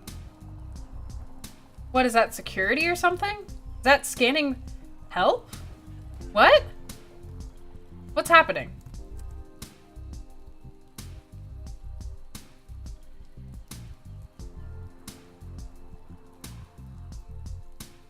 I don't under scanning. Halt? Present your papers, denizen? This is not what I was suggesting.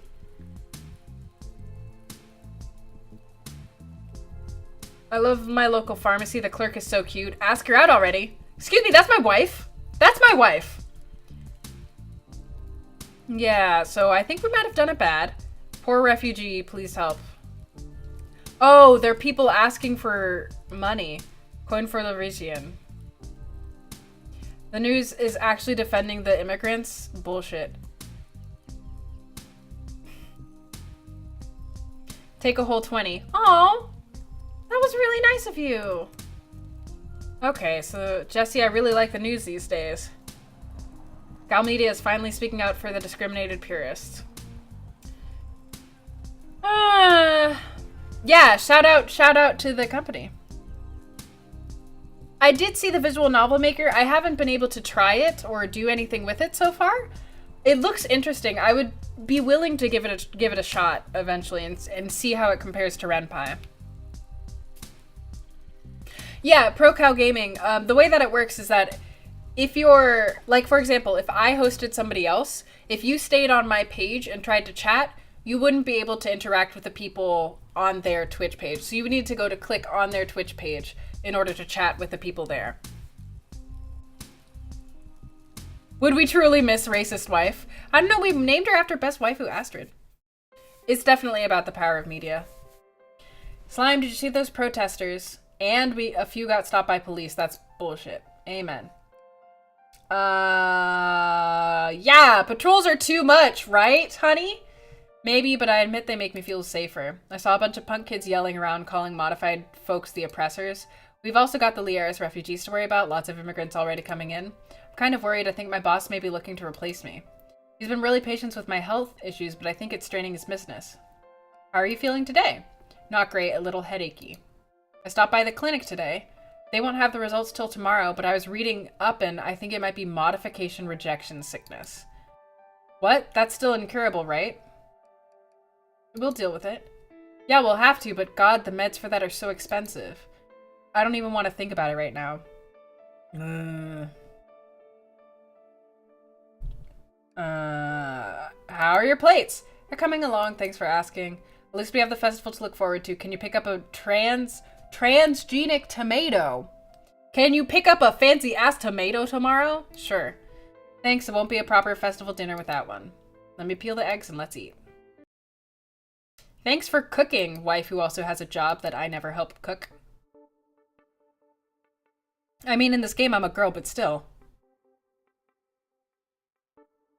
I can't believe we named her after Best Wife. Hello, Slime. We're low on the charts. Our viewership is falling. What? Man, why is our am I not, like, Do people not want to know about equality? What? What? Our pro-purist angle is showing effects, so let's keep digging. The senior headliner position is still open if you can keep our ratings up. Maybe even regional headliner if you really excel. Slam, please remember to buy tomatoes, love Astrid. Woman, I am a newspaper editor. Use proper English. Only 3 spots. Aside from the contesting pieces stapled together, you can't approve more than 3 single articles. Good day. Good day. How often people dismiss... My tomato has the right to choose. How often people dismiss the power of media, how a singular trend can influence perception and action towards a certain issue, or how damaging it can be if it lacks evidence or even supportive arguments and adversely cause the opposite.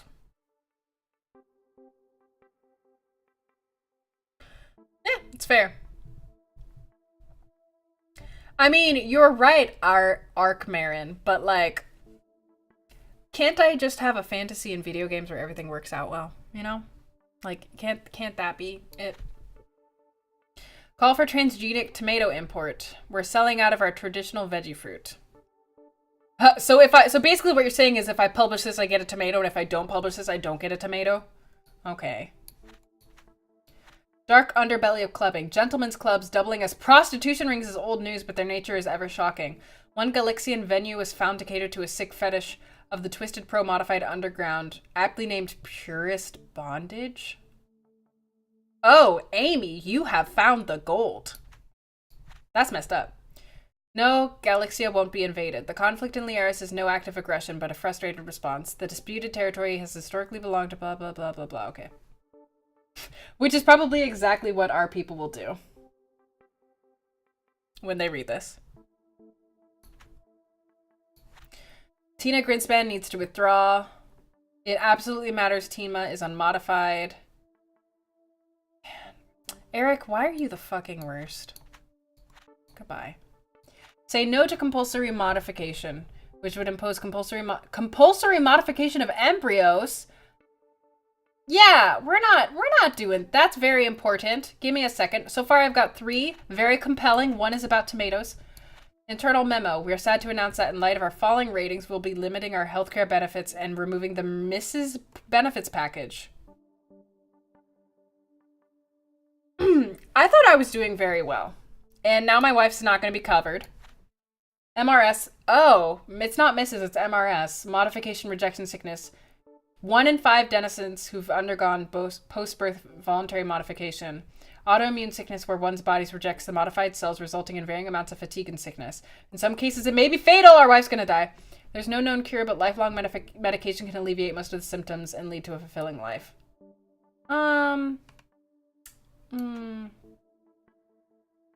Do the fetish one, sex cells. A world where no one is betrayed. Nope. Silly fetish shamers. Free modification for Liaris. The growing immigrant population comes from impoverished and unmodified country. It's time we extend the hands and support a subsidized modification system. Or compulsory work program for Liaris refugees. The influx of refugees is straining our social supports. We can't afford to give handouts. We must incentivize them via mandatory job programs. If they want to reap the benefits of our society, they need to work for them like everybody else. Okay,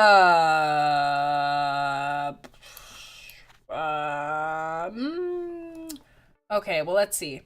I do definitely want to publish the one about the prostitution and the one about say no to compulsory modification. But, like, now I have to choose between letting people know there's not going to be war and getting my tomatoes to my wife. And how am I supposed to make that decision? John, I bet that's probably true. We can't approve the memos, unfortunately, but that would be amazing. No need to file those just divorce papers.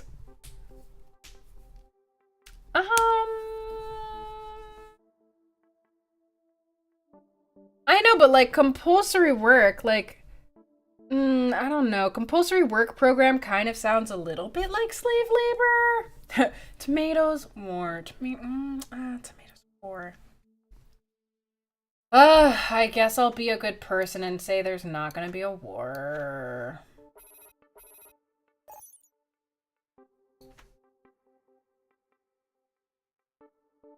People know there's gonna be no war anyway. Man, shame. So we're against the work program, right? Also, Anubis Sash. Anubis Sash. Man, if your name is Anubis, you'd have liked the game that we were streaming before. Anyways, thank you for following and enjoy your apprenticeship here. Screw the wife. Yeah, not everyone can actually work. I just think that it sounds a lot like you know, like it's a compulsory work program, but they're not going to be giving them office jobs. They're going to be like, here, build the pyramids. So, yeah, okay. There, we did a great job. Right? I should process all articles. Did I miss something? Oh, I have to... Can I approve this? No. Oh.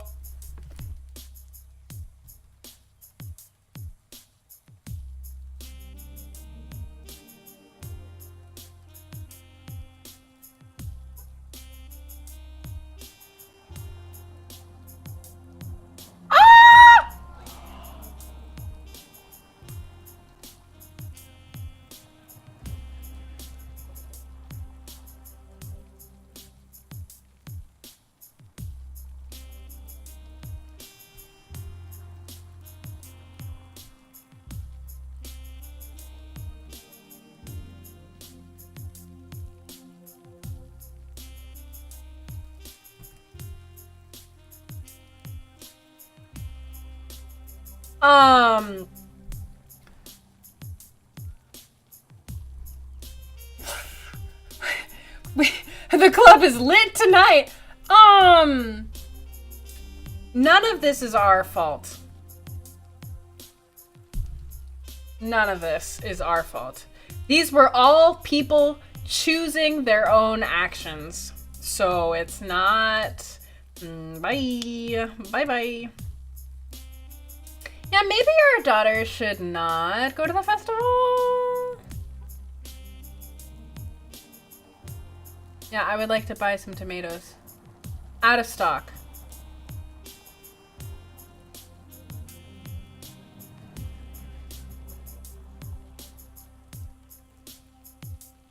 Ugh.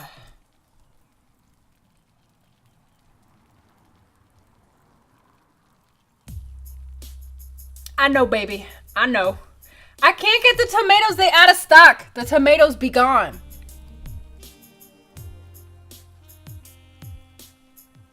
Compulsory means they must work whether they get paid or not is up in the air. Anubis makes a very good point there. Oh my god, what if the tomatoes were gonna save her life? Uh-oh. Oh. Well, this was fun. This was a good time that we had. I'm about to take my innocent self. I'm gonna go, like, have some hot chocolate and, like, I don't know, a peanut butter sandwich like all other innocent people do when they're innocent of accidentally killing their wives. Oh, look, it's snowing.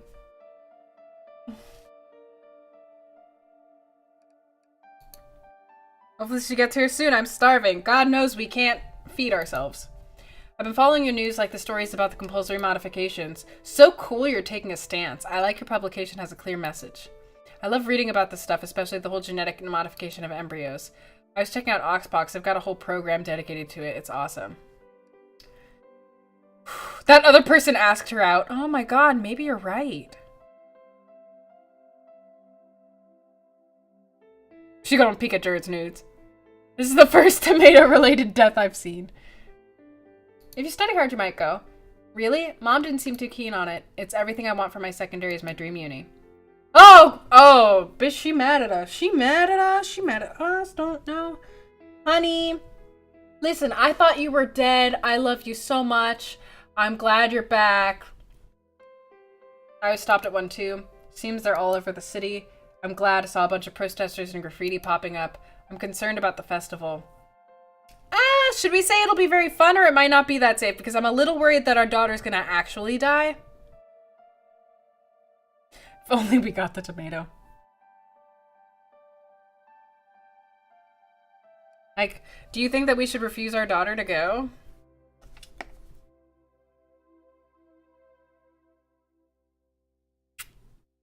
So we have not safe, fun, not safe, fun. She's for sure banging some dudes, so you're saying fun. Not safe, not safe. Send her with a mace. So far we've got 4 people who say it's not safe and 3 people who say it'll be tons of fun. Okay, no, I'm gonna do a straw poll for this. I kind of feel like this might actually decide whether our child lives or dies. I could be irrational.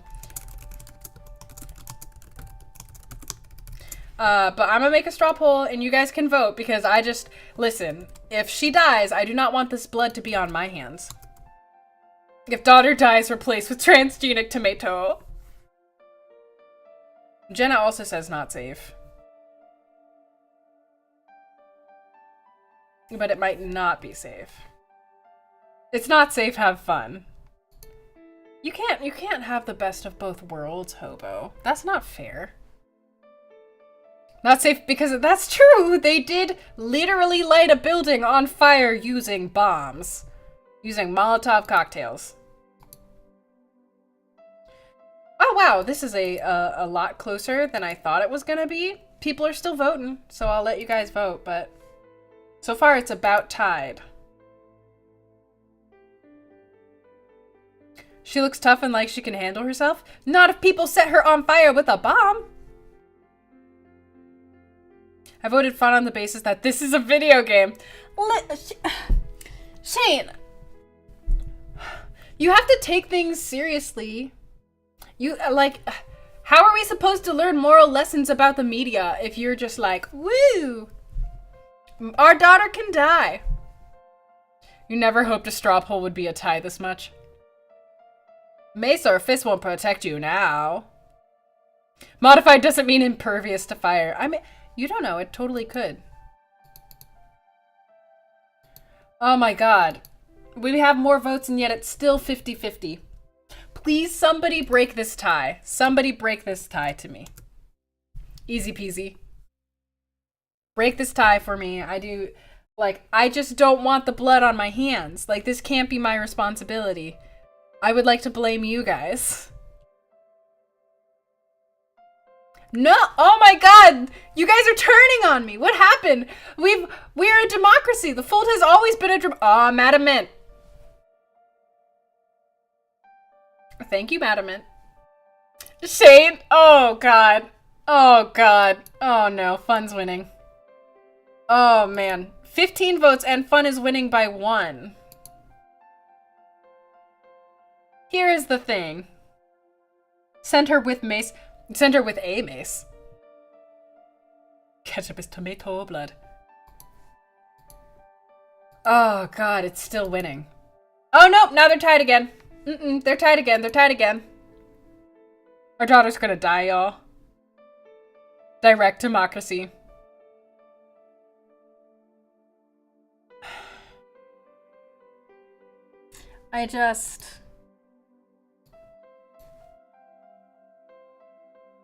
Send her with a modified shame. Call a recount. You don't know, Connor. I obviously want to. Yes, I want to, but like a part of me, the demon part of me, wants to know what happens. I want to know what happens. Fine. I'll be the tiebreaker because everybody hates me. And you guys all just like want me to suffer.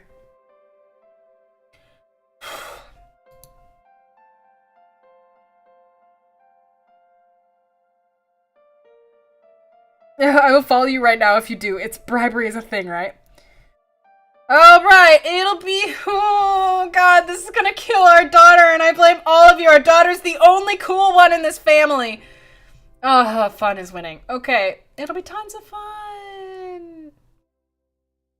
Ah. All this piece is slagging the modified, making them out to be some big aggressors. Gets people angry, you know. We just report facts. Oh, sure, after you cherry-pick them to fit your agenda. Listen, woman. Ugh, sorry, Slime, I don't mean to argue. I've just been really sick and tired today. Yeah, no wonder. I'm fighting for your rights, too, woman. I have some bad news. I received word from the clinic and I have MRS stage 2. What does that mean? My body's rejecting my mod. Seems like it's cancer. Oh god, our wife got cancer. I definitely have breast cancer. Ryan Q? How should I say your username? Should I just call you Q? Anyways, thank you for following and enjoy your apprenticeship. Also, Madament, thank you for following. Enjoy your apprenticeship as well, and enjoy the blame everybody has when they blame you for our daughter's death. It's just my genetics bound to crop up sooner or later. The doc suggested we start treatment immediately, but it's so expensive. And with Slimestrid's secondaries coming up, we might need to make some difficult choices. Are you asking me to decide whether I send my daughter to college or kill you?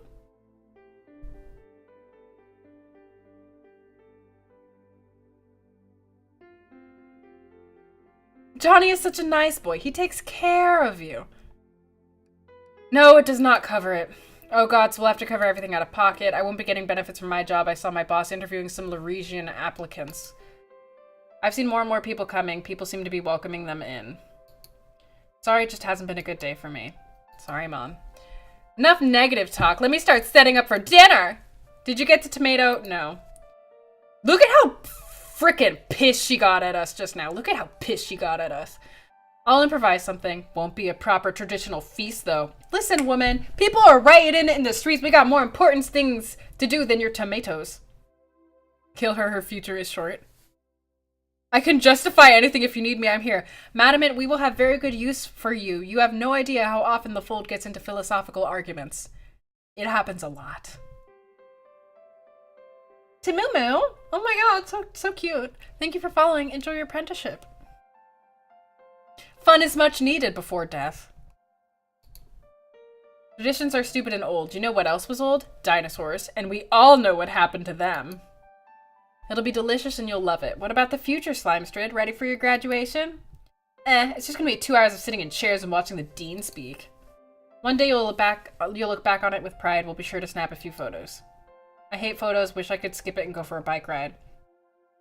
I like having photos. Nice to reminisce later. Exactly. One day you'll be glad we took them.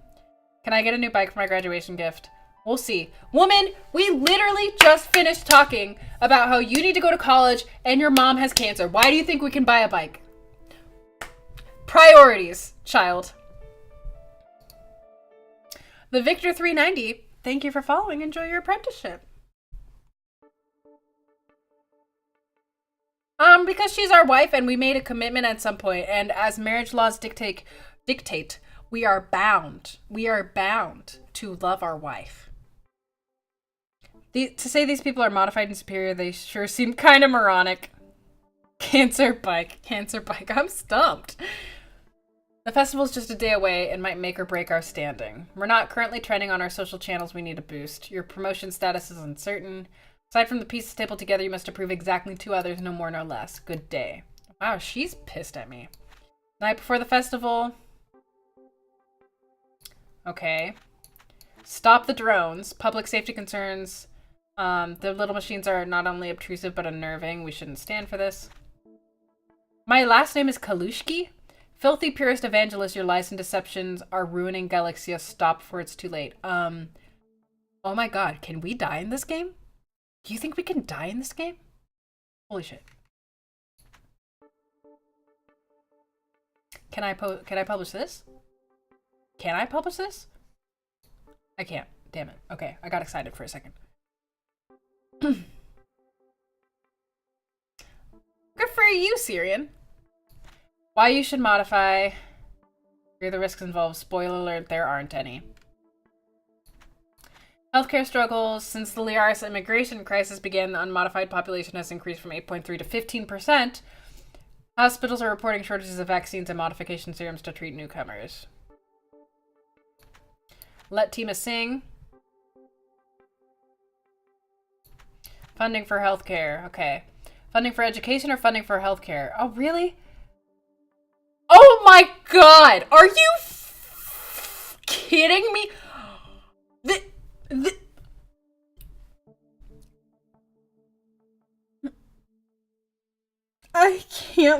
believe this is an actual choice that this game is giving me right now. I cannot believe that this is an actual choice that this game is giving us. Choose your daughter or choose your wife. Guess what fucking decision I'm not making? You get to decide. You get to decide. You get to decide. Daughter education or wife life. You get to decide. I ain't deciding this shit. I ain't about this. This is not my life. This is not my life. It ain't my life. This ain't my... I ain't about this. I can't believe that they're making you decide. I can't believe that they're making you decide between killing your wife and your daughter going to college. Healthcare comes with education. Choose your daughter. You can do better than your wife. Damn! You guys are ice cold. Yo, what theory of ethics do you want me to apply? Do you subscribe to one? If the government supports the daughter's expenses, you can use the money to cure the wife, though.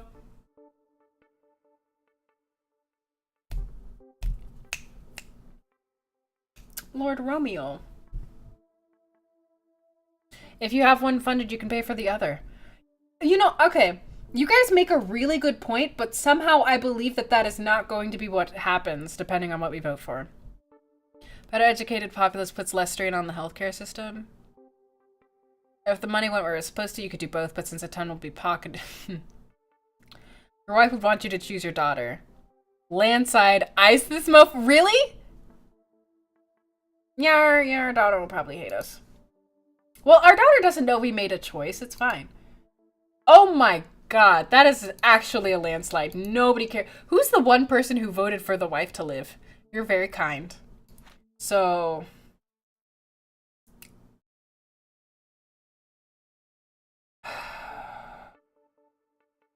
Oh, the funding for healthcare would help find a cure for it. As existentialism, which supports the right of the individual to choose for themselves, that doesn't apply. Both healthcare and education will be good for the country in the long run. Save whoever's cuter. Oh, Min. Oh, Min, you're so sweet. Okay, well, we're picking the daughter's education. Oh, God. Oh, my God. I didn't think I was actually, like... I, like, physically felt that. I, like, I'm so... Oh, God. Okay, it's fine. Okay, it's fine. It's just...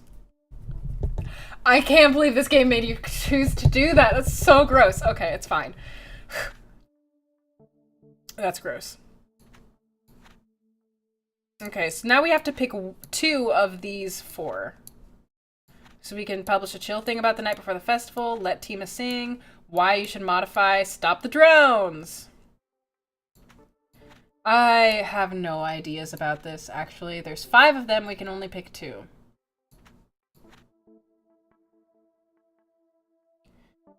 Good night, John. Sleep well. Well, what if my wife is hot and my daughter isn't? The needs of the many outweigh the needs of the few. But wouldn't the needs of the many apply to getting a cure for a... It felt good. Shane. Shane. Okay, maybe we should, like, suddenly at the very end, switch up everything and be like, modify your embryos. Whoa, crazy.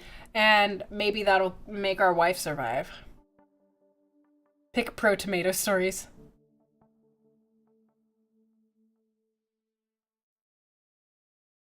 Link, I don't know what you're talking about. Nobody has ever died on this stream before. Don't be crazy. Okay, well, let's not talk about this stupid piece about the night before the festival. That seems dumb. So now we have these 4.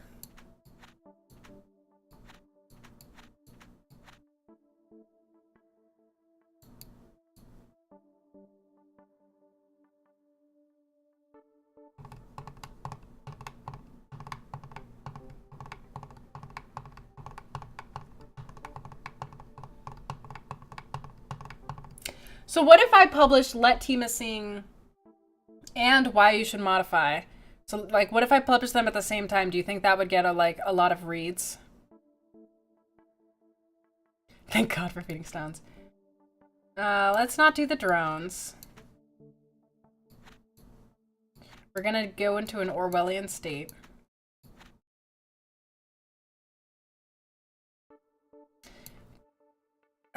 Okay. We're gonna it's fine. We're gonna do it for the views. We're gonna do it for the views. I don't want my wife to die.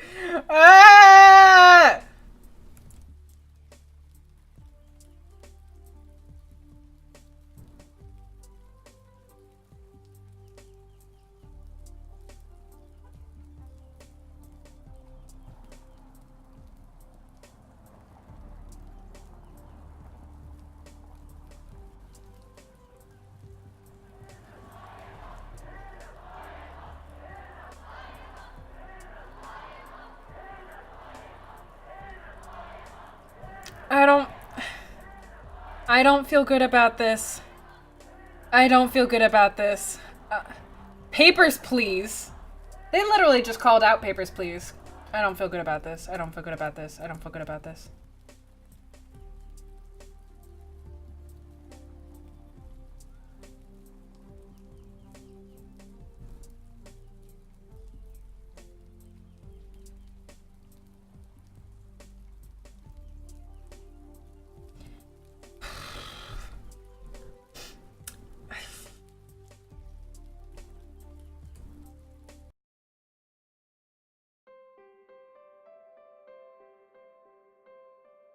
Tiring. Yeah, you better be sorry. I was trying to save your life.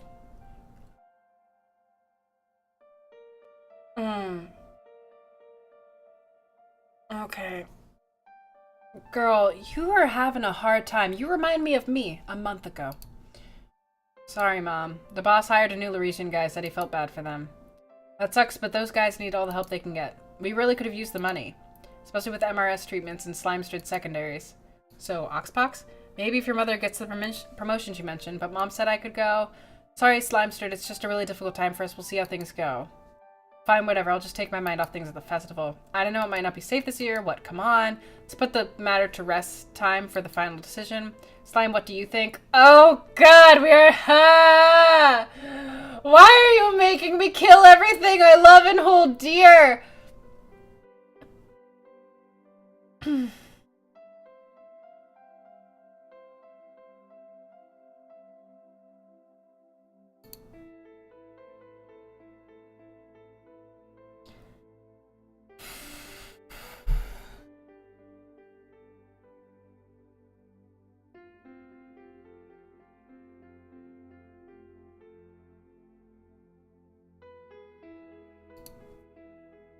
Sit down, dinner will be ready soon. I'm not that hungry, I'll see you later. Oh, she's leaving. Teenage daughters. I know you disagreed when we talked, but I'd hoped you'd change your mind. Sorry, I think you're wrong. Clearly, I just don't like it when we disagree in front of her. Okay, Madament, you take the blame. I'll feel better if you take the blame. You actually genuinely take the blame. Ugh. Bambi said to do it. Listen, Bambi, no. You leave Bambi out of this, Link. Kill the bike. Kill the wife, take the bike. Let's not fight about this. I might take a load off and finish to make my plates. Yeah, why don't you just sell your plates? It'll be great. What are we having? So bummed I didn't make anything, just frozen ready meals.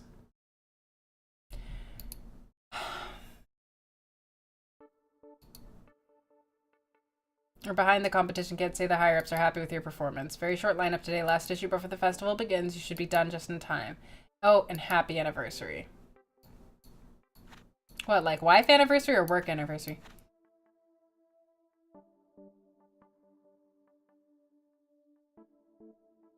Oh my God, we got Eric fired! We got Eric fired! We got Eric fired! Oh yeah! Hell yeah! Take that, Eric! That's what you get for being racist. I ain't even upset. Let's publish this. Public speaks for education. 73% support the bill for increased funding. Purist victory in historic lawsuit. Millennials killing sports car industry. Nice job. Nice job, game. Nice. Nice, nice, nice, nice, nice.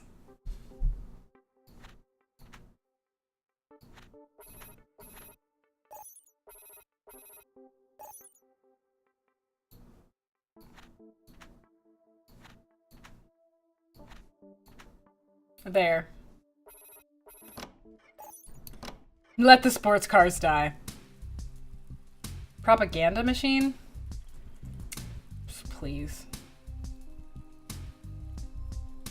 What are you guys parading about? What's happening here?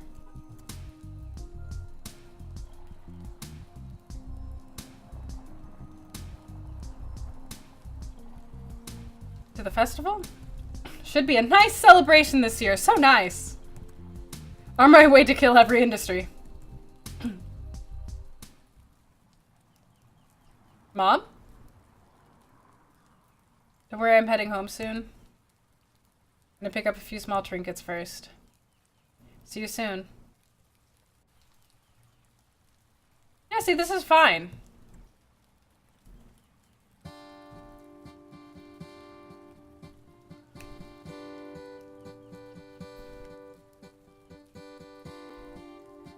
In a town where I grew up.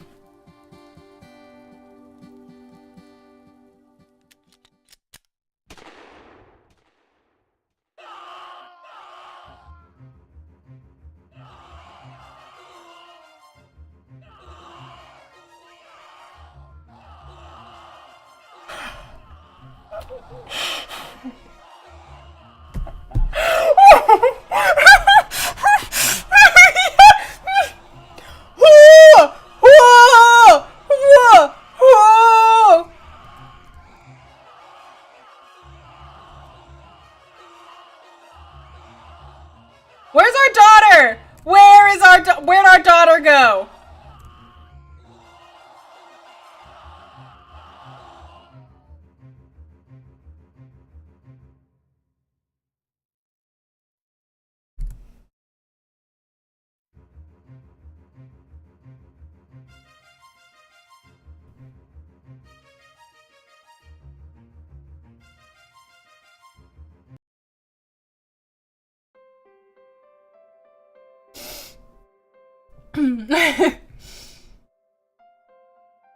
Tima was the celebrity that was a purist, and they killed her because she was a purist. CPR on a gunshot wound to the head.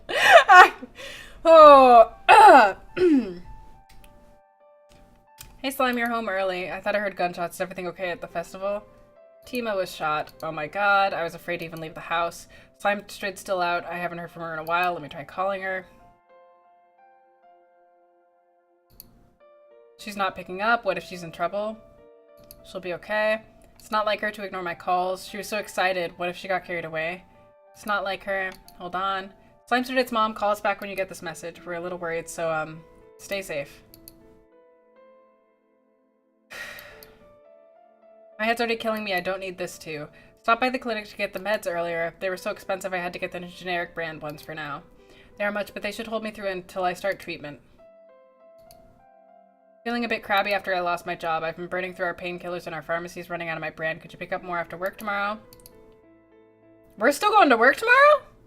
We're gonna get killed.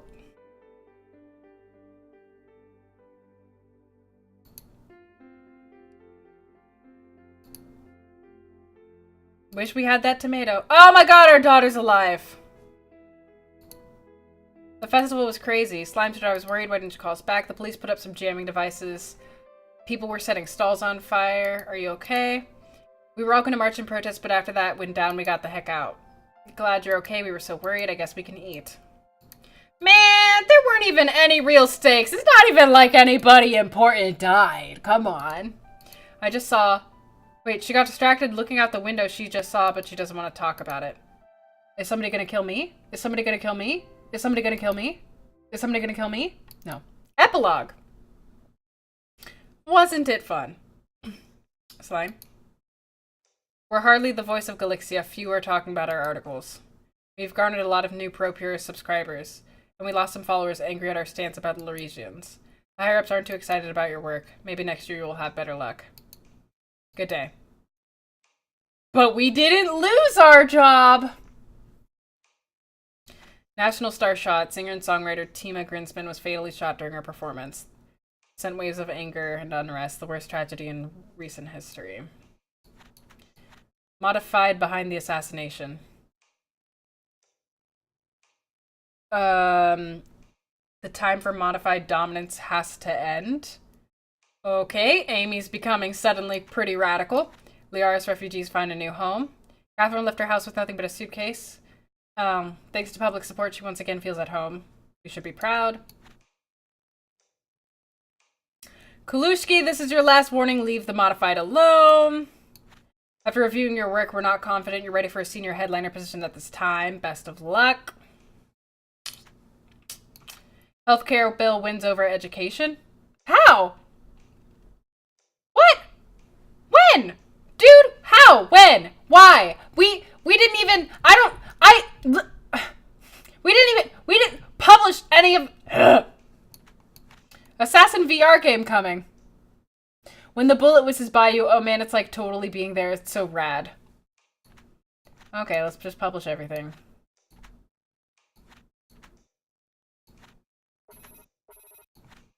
We're even publishing modified behind that assassination. Fuck it. Let's go die.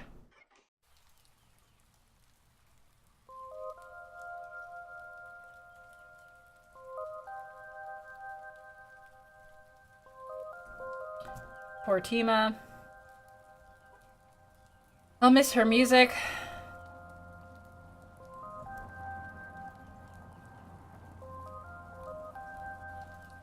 Oh, jeez.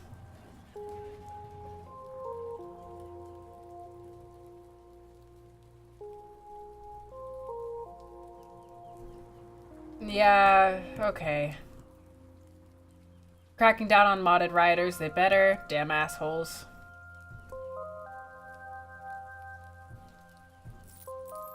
We got the painkillers at least, because we still gotta judge.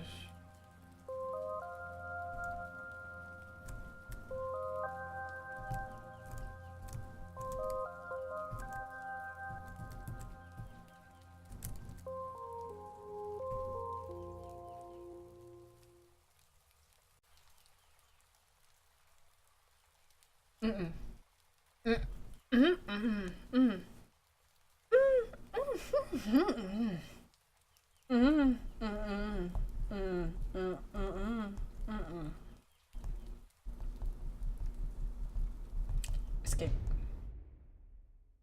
Escape, escape, escape, escape, escape, escape, escape, escape, escape, escape, escape, escape. Did we just get beaten up? Did we get... What happened to us?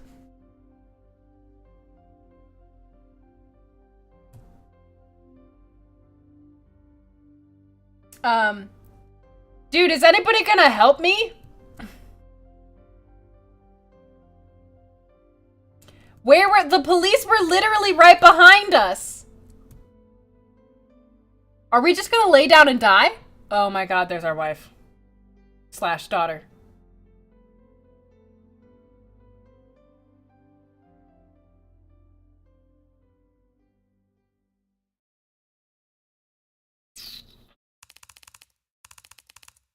A celebrity died, refugees were welcome, daughter didn't go to college, wife was devastated, I was killed. You're gonna want some painkillers. Woo! Okay. That was fun. That was a very fun time. A very fun, good. Wow, okay. So that was Headliner. It's on Steam for $3 if you guys want, if you guys are interested in checking it out and seeing what kind of endings you guys can get yourself. The other game we streamed was Panzer Hearts. It's a game that I helped write, if you're interested in that as well. Probably not the worst ending. I mean, at least the refugees were safe, right?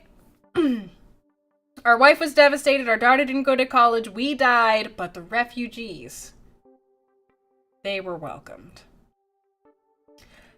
So before we go, man, I used to work as a newspaper editor. I was really good at it. They wanted me to stay on another year and I refused. Anyways, so like to turn around the mood of the stream, and something we do here every time the stream ends at the Cheratomo stream. If you guys would like to share one good thing that happened to you today, or something good that you're looking forward to tomorrow, I'd appreciate it. A good thing that happened to me today is that I got started on my NaNoWriMo, and I wrote 4,000 words today. I'm very proud of it. It's a lot of words. We got shanked. We pretty much died.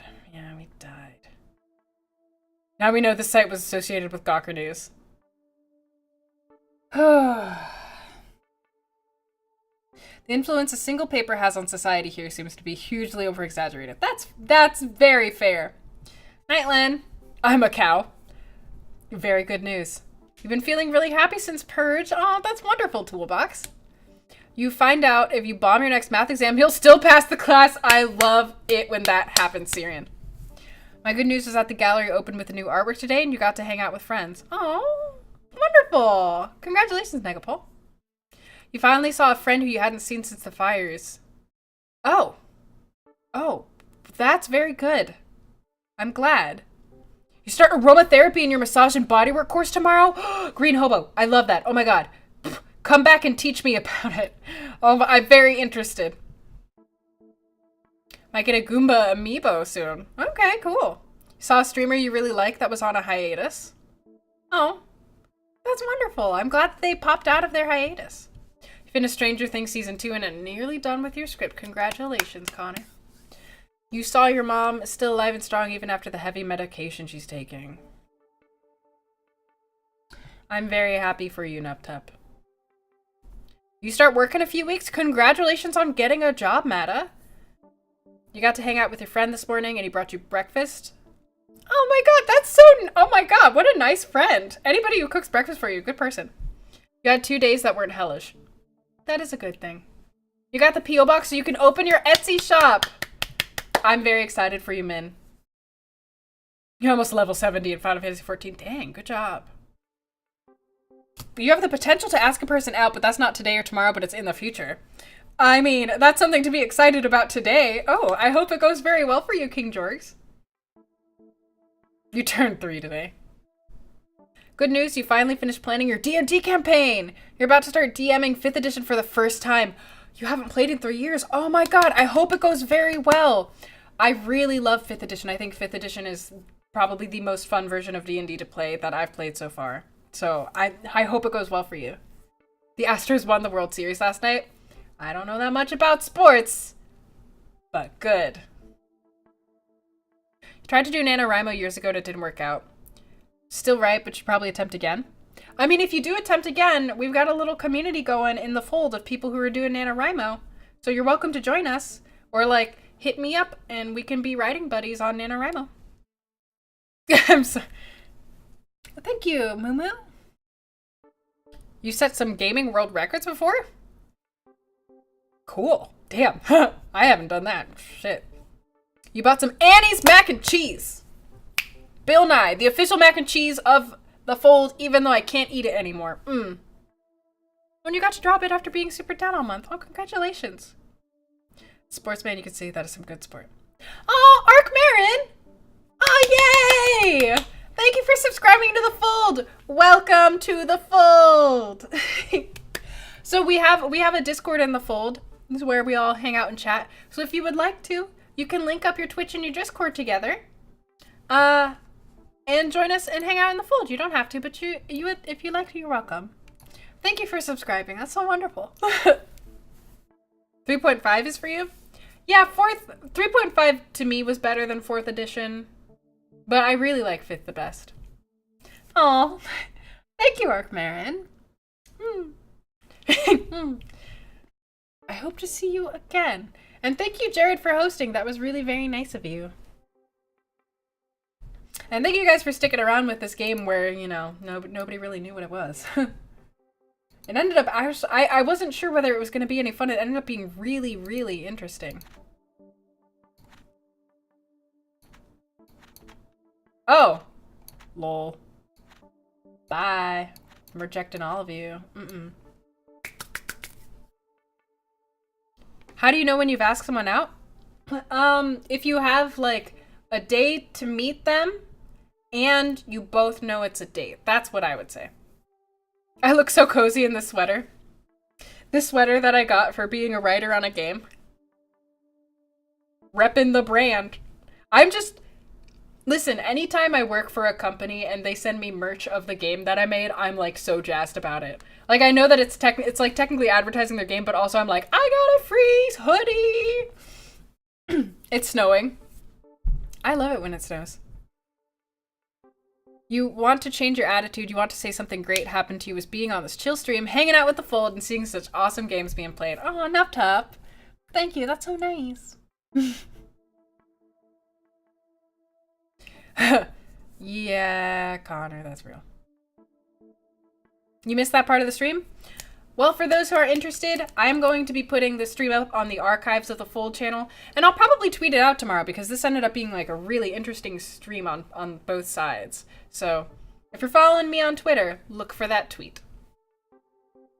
I got 365 dates after I bought a calendar. Nice.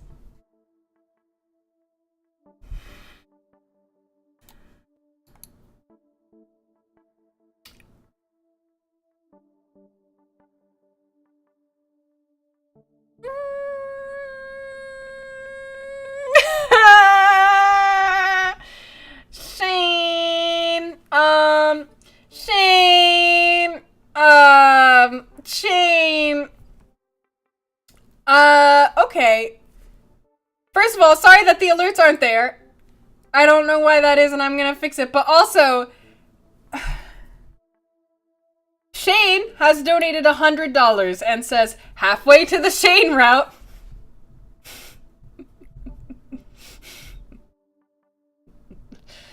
Thank you, Shane. Thank you for the supporting.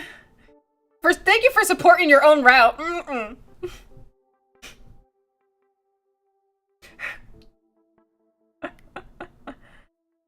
We expected a song.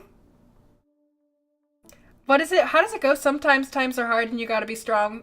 Pick up and listen. Hesitate. No transmission. Future delight. Something ain't right. Oh, man. I can't remember the rest of the rap. Dang it. Yeah, that happened. Thank you, Shane. I appreciate that. Halfway to the Shane route. Soon we will be streaming Asagao again.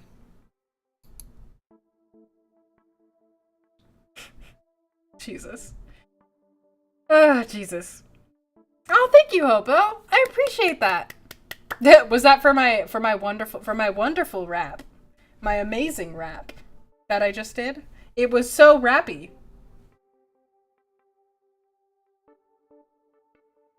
Delightful.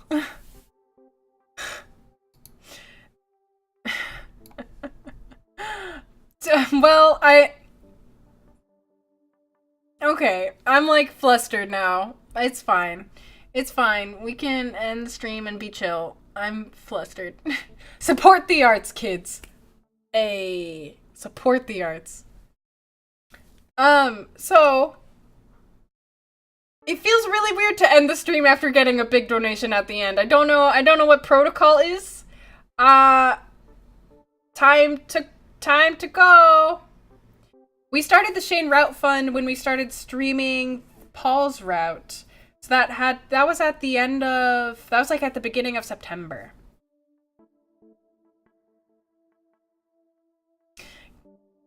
Night, Negapol. So long and thanks for all the fish. You're correct. That is a good way to end it. So long and thanks for all the fish. Thank you guys for coming. Thank you to the new members of the Fold and returning members of the Fold. Thank you to all the new apprentices. Thank you to Shane for donating. And thank you to everybody for coming and hanging out and watching the game and giving your feedback on the game that I helped make. I really appreciate it. Thank you, Jared, for hosting.